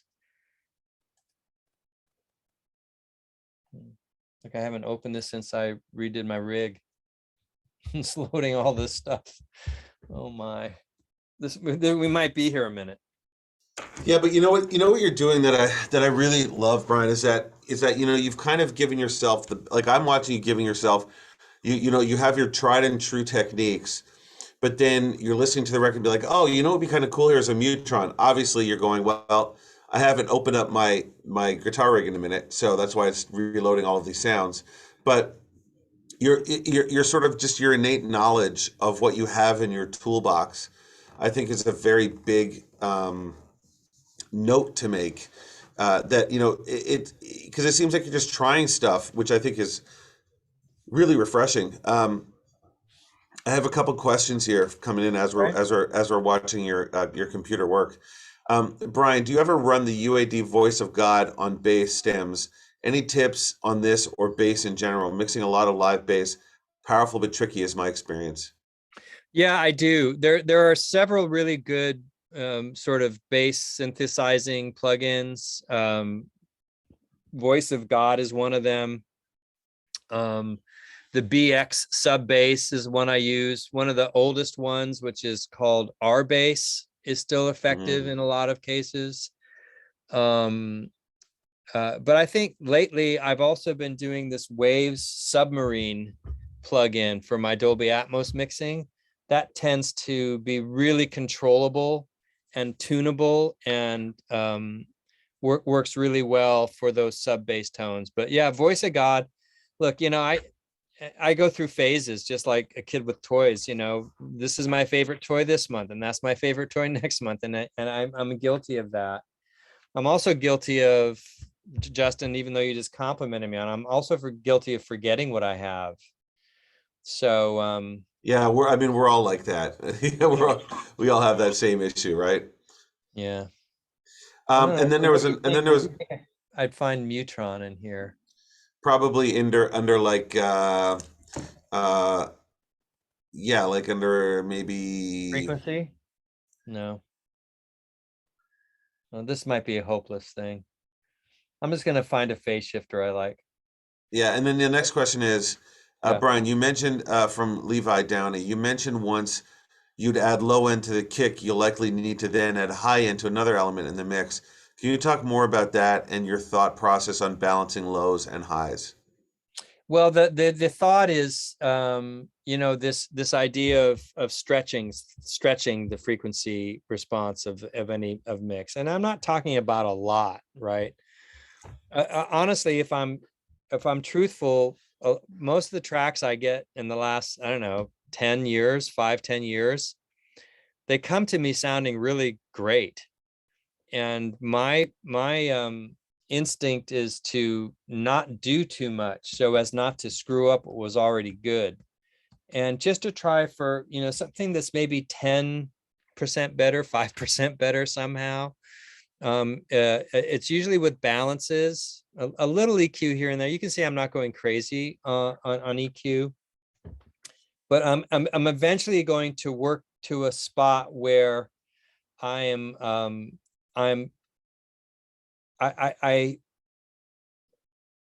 see, I've achieved something special just by the way I've balanced things out. So maybe what I'm doing to the Wurlitzer makes the vocal sound better. Maybe the compression on the vocal makes it sound better. But it's usually a combination of the two things that are going to work to make the mix overall just a little bit better than what I got. So that's the short kind of philosophy. Let's see what this thing does. Yeah, I was going to suggest the orange. Say it again. I was suggesting the Mooger Fooger phaser and then also the orange phaser. Brian, are you mixing in headphones for this demo? Do you normally reference headphones while mixing or sticking exclusively to your monitors?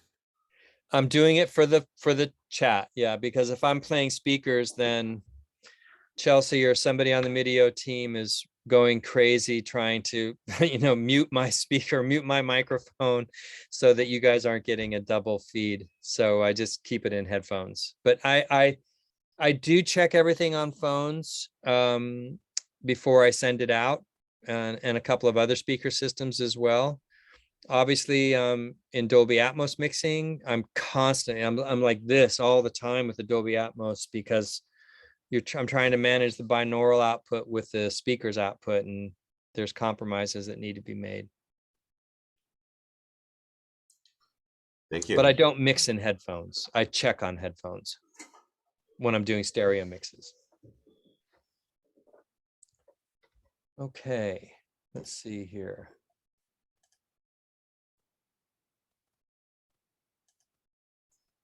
Now, I'm not sure which master bypass that is.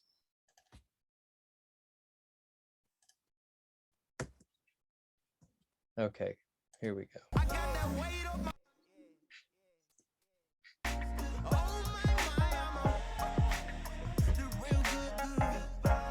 did that wrong.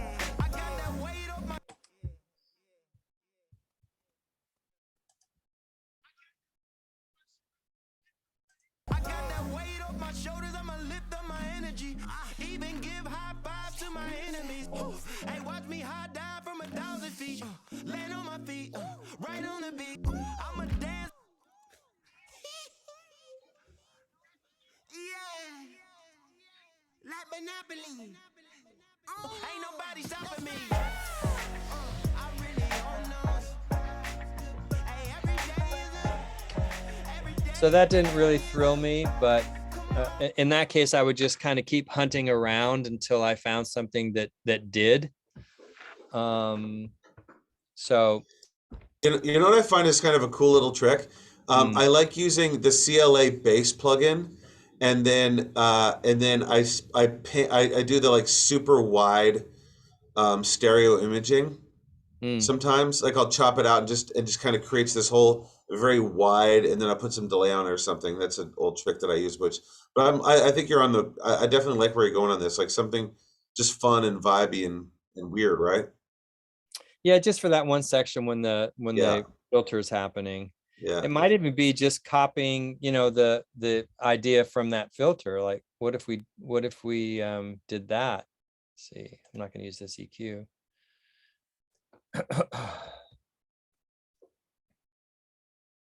Did I pass it? There it is. So let's do all.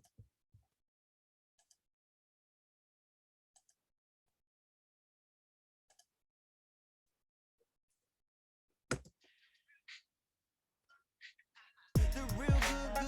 Yeah.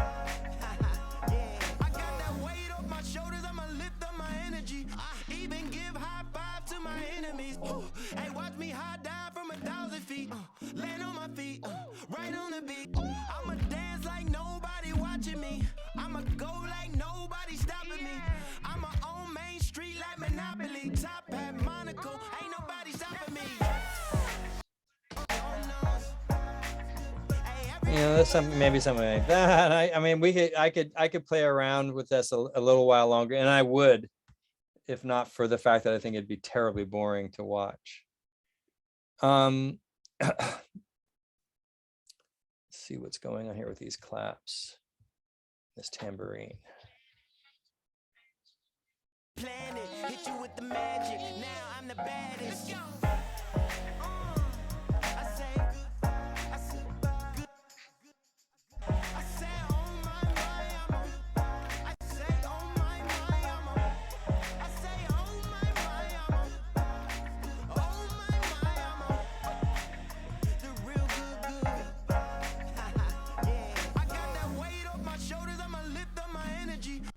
Planet, hit you with the magic. Now I'm the baddest. I say goodbye. I say oh my, I say oh my, I say oh my, oh my, the real good. Yeah, I got that weight off my shoulders. I'ma lift up my energy. I even give high fives to my enemies. That wouldn't be, it wouldn't kill that thing to get a little bit of panning motion as well. And again, I don't want to do too much. I want it to be pretty smooth. Just a little left and right of center. Planet, hit you with the magic. Now I'm the baddest. I say goodbye. I say oh my, I say oh my, I say oh my, the real good. Yeah, I got that weight off my shoulders. I'ma lift up. So the motivation for that is that the hi-hat is dead center of the whole song, right? I wasn't in the mix that I was given just now. I wasn't really even noticing this, but if it's there, I want to see if there's something good I can do with it. But if I put it to one side, it didn't sound right, and I didn't want it to go over with that wah-wah guitar. So if I just give it a little motion, just a little left and right, the listener is not going to really notice that there's necessarily that motion, but there'll be an impression that there's a depth and a little bit more width to that part than there would be if it was just static.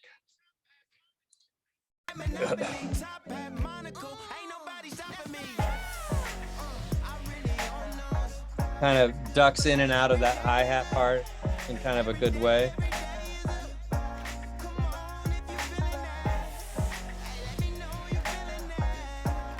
And pokes its head out a little bit as it goes to one side or the other.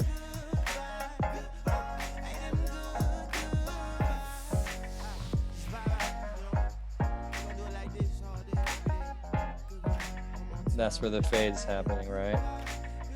Since I love fades, let me just draw that in real quick.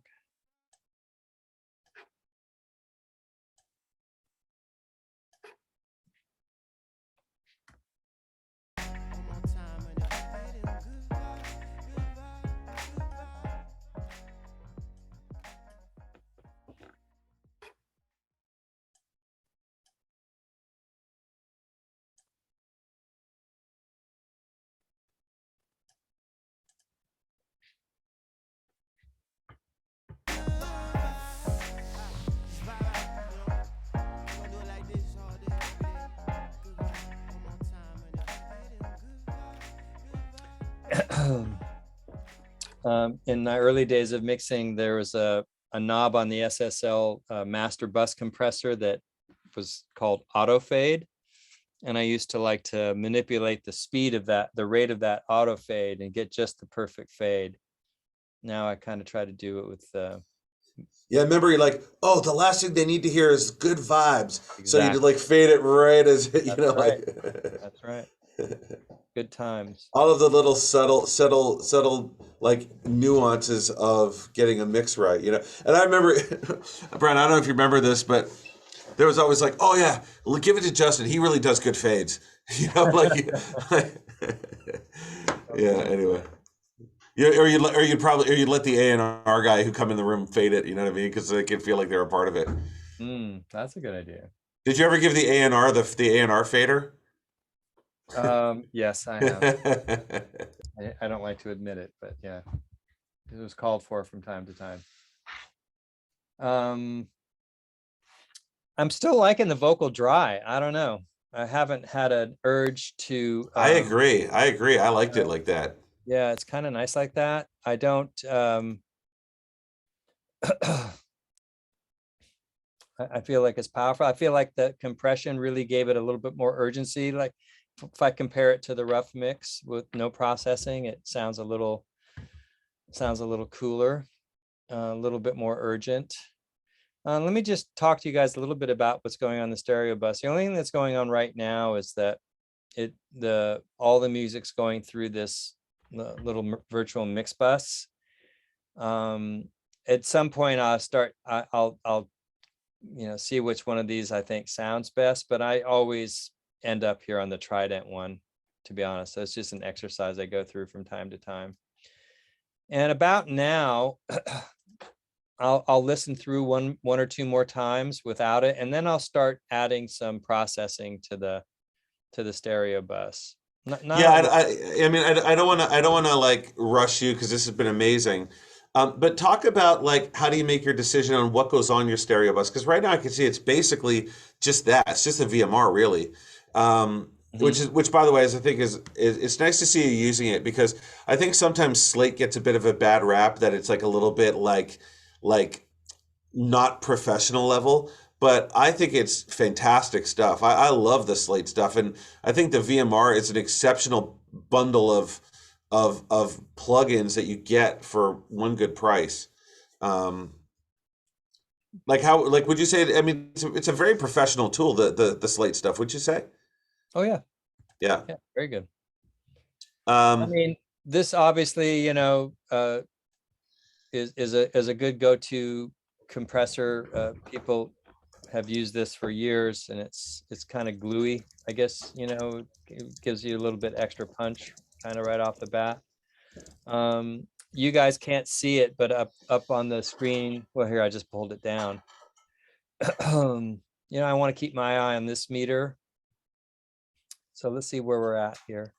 We have another question, Brian, while you're doing that. Any Okay. thoughts on the Waves NLS first in the mix bus?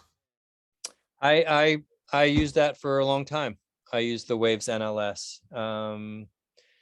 It used to be kind of right after this, or instead of this, at the very beginning of the master bus chain. Really good sounding. I think I used to like the I think I liked the SSL version of that thing quite a bit, as I recall. And Do you just get bored and move on, or you just find new tricks, or like, because sometimes I'm like, oh yeah, I used to do that thing 2 years ago. I should do that again. But you kind of move on, right? Yeah, again, I'm like a little kid with toys, and sometimes the toy is your favorite, and sometimes a new toy is your favorite. And there's no other reason I can think of that although I do love the sound of that Trident A range bus. I think that is a really special sounding console bus, and it's really well emulated here by that slate. I also like to look at VU meters a lot while I'm mixing. So here I'll give you a little kind of glimpse at what these things. So this is a weird song because you're just stopping and starting so much. Let me go to this end part where pretty much everybody's playing all the time. And I'll show you what happens when you solo the different factions of the mix. So here's the overall level.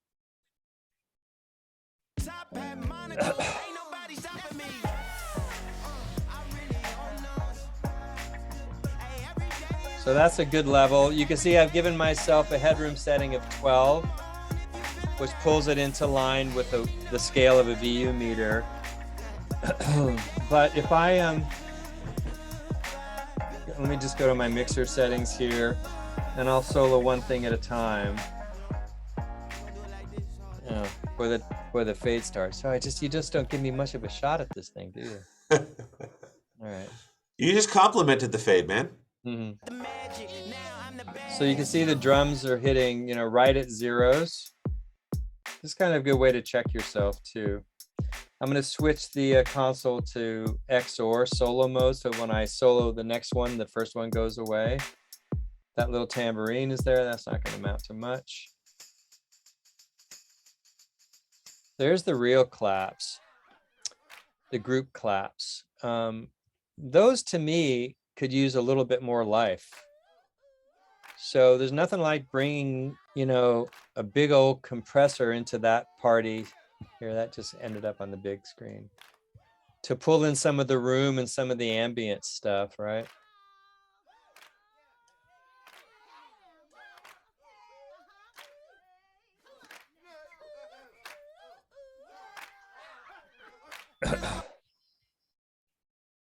The magic, now I'm the baddest.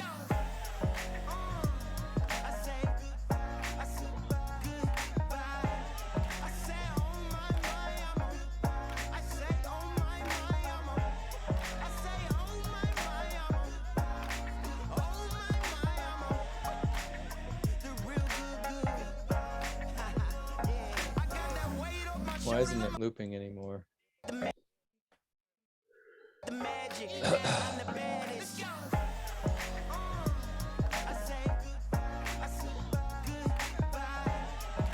Okay, let's move on now. So the bass is going to be there. So the drums are still the star of the show. The real good. Yeah. I got that weight off my shoulders.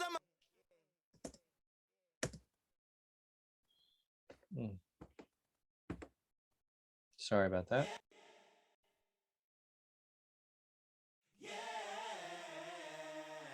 Good vibes. I say, oh my, I'm a goodbye. I say, oh my, I'm a. I say, oh my, I'm a. Oh my, I'm a. The real good. Yeah. I got that weight off my shoulders. I'm a. The magic, now I'm the baddest. Let's go. I say goodbye. I say goodbye. I say oh my, I'm a. I say oh my, I'm a.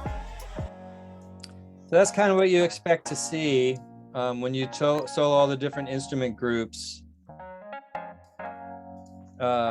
against the main.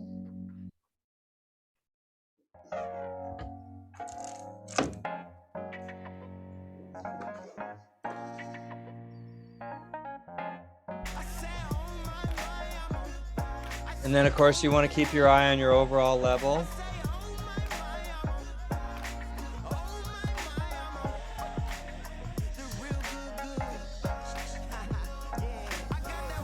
But I see, Brian. I mean, you're not doing a lot. I mean, I'll have to admit, I'm guilty of this, of just smashing my master bus with a ton of plugins to try and compensate for all of the mix laziness. But I see that you're not really doing a lot of that, right? You're kind of just using it as very overall shaping. You're not really using it to save lazy mixing. Well, no, but I'm not done yet either. You know, but this SSL is just sort of the beginning. Back then they used to bother me. I generally want to put a tape emulation in there. Audibly powerful. Man, that's what I'm meant to be. Meant to make history. Yeah, we can run a mile or two. So I think this is kind of a classic 250 tape. And here you can sometimes push the record level a little bit, get a little bit of saturation going. Sometimes you have to pull the reproduce back when you do that. And always check to make sure you're helping and not hurting.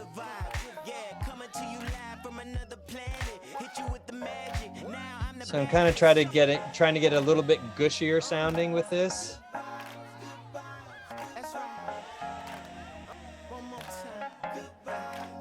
That's too much. See how it started to distort now. So Brian, how much do you, when you get a mix in, right? Like, how much do you like to depend on the balances that the producer or whoever mixed the rough brings you? Like, in other words, do you kind of take the balances and kind of manipulate from that point? Or do you, back in the day, right, as you know, you used to just pull all the faders down because we didn't have this technology. So every time you put up the tape, it sounded different. Now, are you relying on different balances and different sort of like the way pans are already working a lot, and then kind of cleaning up from there, maybe cleaning up EQs? And also, I have a question from Paul Casanova. Any other plugin recommendations like Analog Obsession, TDR Nova, etc., that are particularly must-haves for their quality, etc.? And he says OTT on Vox. Yeah, I do like that OTT plugin, by the way, the new one Slate just put out. So I guess there was two questions. My question was, how reliant are you on the balances as they've come into you? And the other question is plugin recommendations. So it's open season on panning, like I've said all along. But you saw me when I first started. The first thing I wanted to do was get the basic, backbeat and balances of the rough mix kind of redone here, and I like to start from there.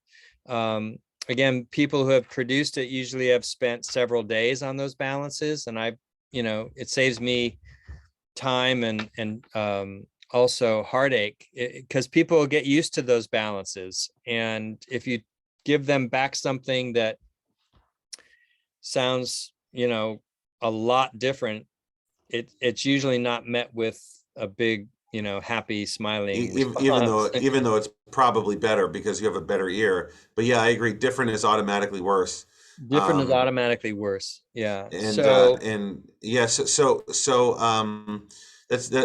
really interesting. I don't want to abuse too much of the privilege of your time here. Really quick, Paul Casanova asks, any other plugin recommendations like Analog Obsession, TDR Nova, etc., that are particular must-haves for their quality, etc.? You're seeing a lot of my favorite plugins right now. The Soothe plugin is one of those kind of intelligent plugins that I think it works quite well. The UAD stuff, the Wave stuff, the Plugin Alliance, the Slate, they're all really good. I can tell you for I just thought of it now, I just forgot. the Oxford stuff, like I end up usually, and I probably will on this mix as well, I usually end up with some amount of inflator on both the lead and background vocals. This guy here. That's a Usually classic plugin. I mean, that's a really That's a classic. classic plugin. Like that plugin is probably one of the first I remember. Like that might be a 20-year-old plugin. Hey, Could be. It was part of the Oxford, the original digital console it was called the Sony Oxford. Sonix has now replaced the Sony name, but I tell you, this is one of those plugins, like I never was really sure what it did, but you start putting it on a few things and then taking it off and you go, oh, that's what it does. It's pretty, it's one of those dangerous pretty plugins. amazing. It is a little dangerous. It's use it sparingly. Yeah, just like this, somewhere in this range. And it usually adds some vibrancy. What else was You have it on the vocal on a vocal bus, eh? on the two vocal buses, both the backgrounds and the leads. Yeah, that I'm just asking Paul's question there.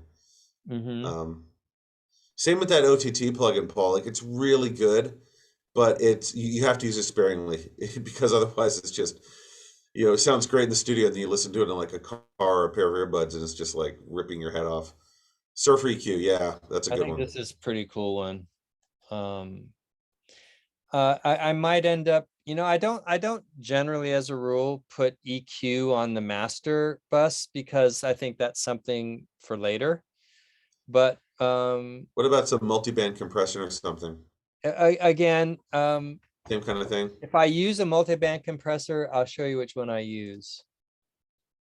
I think it's called L3 multi-maximizer. Yeah. This guy. This is a super nice plugin to use for the stereo bus. So why you mad, huh? Talking this and that, huh?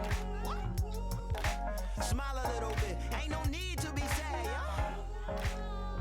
And that's, then I start to manipulate the different bands, but this is a really great multi-band compressor for the stereo bus. But a lot of times I end up really with just this Pro L2. This thing tends to do just the right stuff. I experiment with the styles. So why you mad, huh? Talking this and that, huh? Smile a little bit. Ain't no need to be sad, yeah. You woke up breathing, yeah. You should be glad, yeah. So why the frowny face? We ain't got no time to waste. We only got today. Yes, we do. Put your hands in the sky if you feel right. Put your hands in the sky for the good vibe. I'm just freestyling on another level, on a new high. Oh my, hello, goodbye. Put your hands in the sky. See, this lets you get a little more gain by taking off the transients from those claps and snares usually. Hit you with the magic. Now I'm the baddest.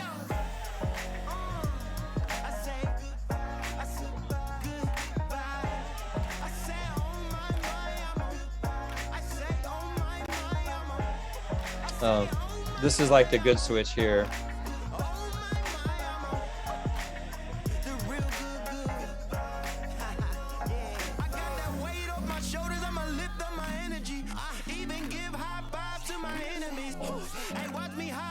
This is actually the closest I get to really EQing my master bus is with this compressor here. You know what's incredible, Brian? Like I gotta tell you, it never ceases to amaze me. You watch this happen in all small steps, and then if you were to have a button that just removed all of this work and went backwards 2 hours, the difference would be markedly different. That's the point. Lots of little things. We're out of time, aren't we? We are. We're at you've graciously extended another extra 5 minutes to us. So we appreciate the time that you It's really spent. good to have all of you. I see some familiar names. Hi, Cole. Hi, I can't believe Marcus is still awake, if he is. I see someone with the last name LaMontagne, and I was at RCA when we signed Ray LaMontagne. I'm wondering if that's a relation there. Anyway, it's great to see all of you. Well, I know our LaMontagne, Emma, is a fantastic singer-songwriter. We're a big fan of hers. Brian, thank you so much for taking the time today. Brian is, as you know, we discussed Juki, and Brian is a key part of that company. I urge you to all participate in the stuff that they do. DJOOKY. I think it's just juki.com, right? I'm pretty sure. Yeah. And DJOOKY, we have a very cool partnership that we have not formally announced yet, but it's going to be very, very exciting. And It is. and Brian is a very, very key part of that partnership, and that comes from our almost probably close to 20 years of friendship. Actually, Brian, it's pretty nice. Obviously, I hope that there was some lessons learned here. I certainly learned a bunch of great little new tips. And it was really great, even though it was 2 hours long, really watching a master at their craft, Brian. It's a real treat. It was not boring, at least it was not to me. I It hope was it very, wasn't. very informative. And I've learned a ton of new stuff here, which is amazing. Um, Everybody is overly complimentary. Again, we will be putting this back out in our Friday newsletters. So if you guys are not opening the newsletters, we have some really great blogs. In fact, Jeff Parker asked a question: What are some good plugins? I was actually going to based on this. Really, this awesome class with you, Brian. I had already planned on writing my blog for Friday on 5 crucial plugins that everybody should own. And you used a bunch of them here, actually. A couple that you didn't, but you used several that I thought are really important. Is the person that was asking about side chaining still with us? I think so. I think that was, I got to go all the way back up in the chat here. But if you wanted to show it a little bit. Well, here, let me just do real quick. I'll show you something that's part of my template. Okay. So if you look at all of my subgroups, let's go down to keyboards, for instance. So at the end of every keyboard, every single auxiliary input, there's this plugin. And it comes with the lead vocal dry as a key source. So this is what I'm using to side chain this compressor, this multiband compressor to react. So if I go to a verse, you'll see how the vocal is causing this keyboard bus to react, this keyboard bus compressor to react to it. So what I'm in effect doing is every time the vocal sings, I'm side chaining the keyboards to soften a little bit, which is the same as turning up the lead vocal, only it's very momentary. So it's a way to get the vocal to stand out without turning it up. Watch again. Remember back then they used to bother me. Never let them tell you what you need to be. Tell them what you That's the lead vocal making it do that. And if I go to this particular node, this is the number 4 band, I can broaden it so it does more. But see, I'm just taking out the part that's where the vocal lives. So anything above that is staying intact, and anything below that's not really in the way of this sort of where we hear vocals. Let's see where I have it is at frequency, I think it's 1K-ish. Like between 1 and 2K, and then a kind of a broad stroke around it. And that's a form of side chaining that you don't hear about too often, but it's really effective. Typically what you hear in side chaining, and there's no pads on this song to really hear it, but you would, like, let's say, well, one of the typical things would be to do that same thing with bass, only do it with the kick drum, right? So here it is again. That same F6, and let's say that you wanted the bass to just duck out of the way of the kick drum at 40 cycles. Just throwing that out there. So let's do kicks left as the source, and I don't think there's bass playing in all these spots. Where is their bass playing? Maybe here's the bass. So let's say I wanted to just remove the bass a little bit every time the kick drum played, but way down low here in this range. So I'd set that to external, meaning it's going to react. I bet you this one, I got to turn this one off.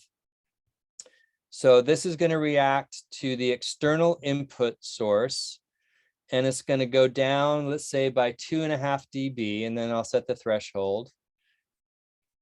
So watch. See, that's the kick drum pattern.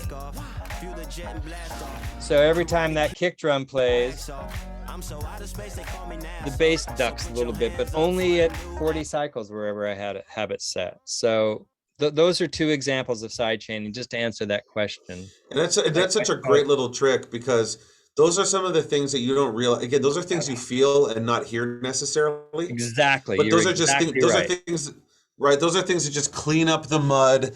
Which it's funny, because when you do that, when you do those little things, it affects the limiting on the master bus, which then affects the way that the vocal comes across in the main mix. So what you're doing is, by side chaining the bass off the kick drum, you're actually making more space for the vocal in a strange way, right? Like, again, small little subtle changes. And I think that goes back to something that you said earlier, which was people want to sing and dance. And so the idea is how do you, which I'm just pulling that all back here for you, Brian, which is which is I think a very important and crucial point that what you made, that and I think that it doesn't matter what you're working on, people want to sing and dance, and I think that is an excellent takeaway. And even that's like a thing that, you know, again, that's a small thing that I don't do in my mixes, but I really like this idea. And I know that school is back here, and I'm going to be bugging and being like, did you do that thing that Brian did? You're I'm really taking notes. Yeah. I wanted to make a couple of quick comments.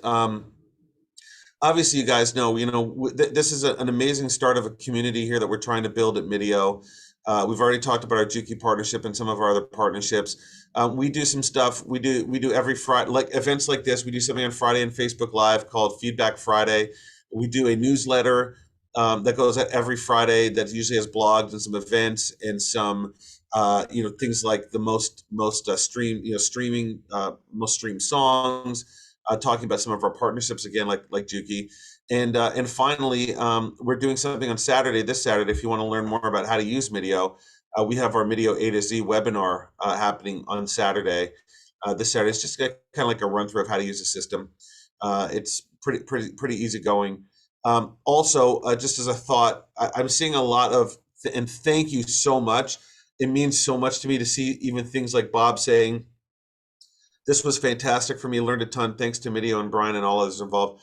If it's okay with you guys, we'd like to download the chat and maybe reach back out and see if you would be open to allowing us to use some of these comments as testimonials. This is a free service. We give it to you guys for free. We're not charging anything for these things. We're trying to build a community here. And in the very least, we would love to be able to use some of your very wonderful words and kudos to help us kind of spread this word. And so that would be very grateful. So what would likely happen is we will have some people from our team like Adam or Chelsea or Carrie reach out and just confirm that you guys are okay. Speaking of Carrie, could we see Carrie? Where did she get off? My darling Carrie, Carrie's actually, she had to take off, so she's no longer with us. Adam is the new Carrie. No, she's no. We love Carrie. And here's Ryan from our team as well. Guys, thank you so much. Again, thank you to Adam for putting this together. It seems like it comes off effortless, but putting these MDIIO events is quite a challenge, especially where everybody is all over the world, including Adam, who is in Alberta, Ryan is in Seattle, Carrie's in New Jersey, Brian and I are in LA, but in separate places. All of you are from all over. So, we can't undervalue the technology that brings us all here together. And very grateful for this community. Please invite your friends. We want everybody to participate. We're trying to start something here. And one of our key focuses is how do we help you guys, songwriters, creatives, people like me, people like you, make a living from this crazy passion that we have. And if there's any way that we can do this together, that's amazing. And as I said, we have some really exciting developments that we can't really announce quite yet. But I think you guys are going to all be very excited to be, feel like you're getting activated and feeling like, hey, you know, there's a purpose here. We're not just making music in our bedrooms or in our basements or for our friends and families and girlfriends and boyfriends. You know, there's an opportunity here. And, you know, I can see some of you have really taken advantage. You know, Emma, we see Emma at a lot of events, fantastic singer-songwriter, not trying to blow you up here, Emma, but you know, I love seeing, you know, Jenny, there's a few people here that we see a lot, and I'm grateful for that. And we want to just keep building this community. And, you know, we've not asked for any of your money. We just want to build and build and build and have you guys be a part of what we're doing here. I'd like to ask for a little money if that's okay, Justin, and maybe a couple of quarters, something like that could come my way. I don't know. How about I'll buy you lunch.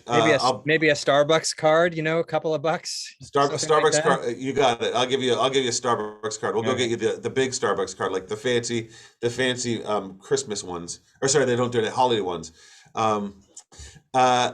Yes, Emma, there will in the new year, we're gonna have another MDIIO X camp. So we have a couple. There he goes. Oh, look at that. Ian's ready to go. He's sending you Bitcoins. If it was 2012, he would have sent you 3 Bitcoins for your work today. I like that. Everybody's holding their money up for you. There you go, Brian. Brian, you need to put up your cash app. Yeah. There we go.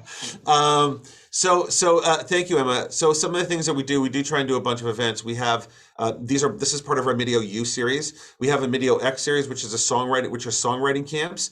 And you know, we're gonna start having those again in January, where, you know, Emma's participated, a couple Jeff has, where we bring songwriters in from all over the world. Reiner has, and you work directly with songwriters and producers that are out there actively making music. I know Paul has. I'm not going to call everybody out who's been there, because you guys have been amazing.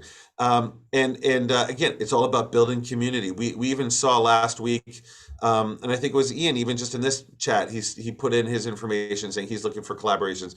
Marcus, who's part of Juki, is saying that, hey, you know, here's a new service that they're offering to people. So this is about building a community of collaborators and like-minded weirdos, as I like to say. I am one of them. You guys are all weirdos just like me, and I'm grateful that we're all friends here. And you know, if there's anything that we can do, I'm going to actually do this right now. I do this all the time. I mean it. Here is my email. You can hit me up directly, and really appreciate you guys. So we're going to download this chat. Our team's going to reach out to you and ask if it's Jeff and his minions. Our team's going to reach out and ask if we can use some of your comments as testimonials, and then at that point we'll also reach out and try and get some assets from you to build a little bit of a social marketing sort of structure around it, so we can tag you and make sure that people know who you are too. And again, it's all about building a community here. Thank you, Brian, for extending your time with us today. My pleasure.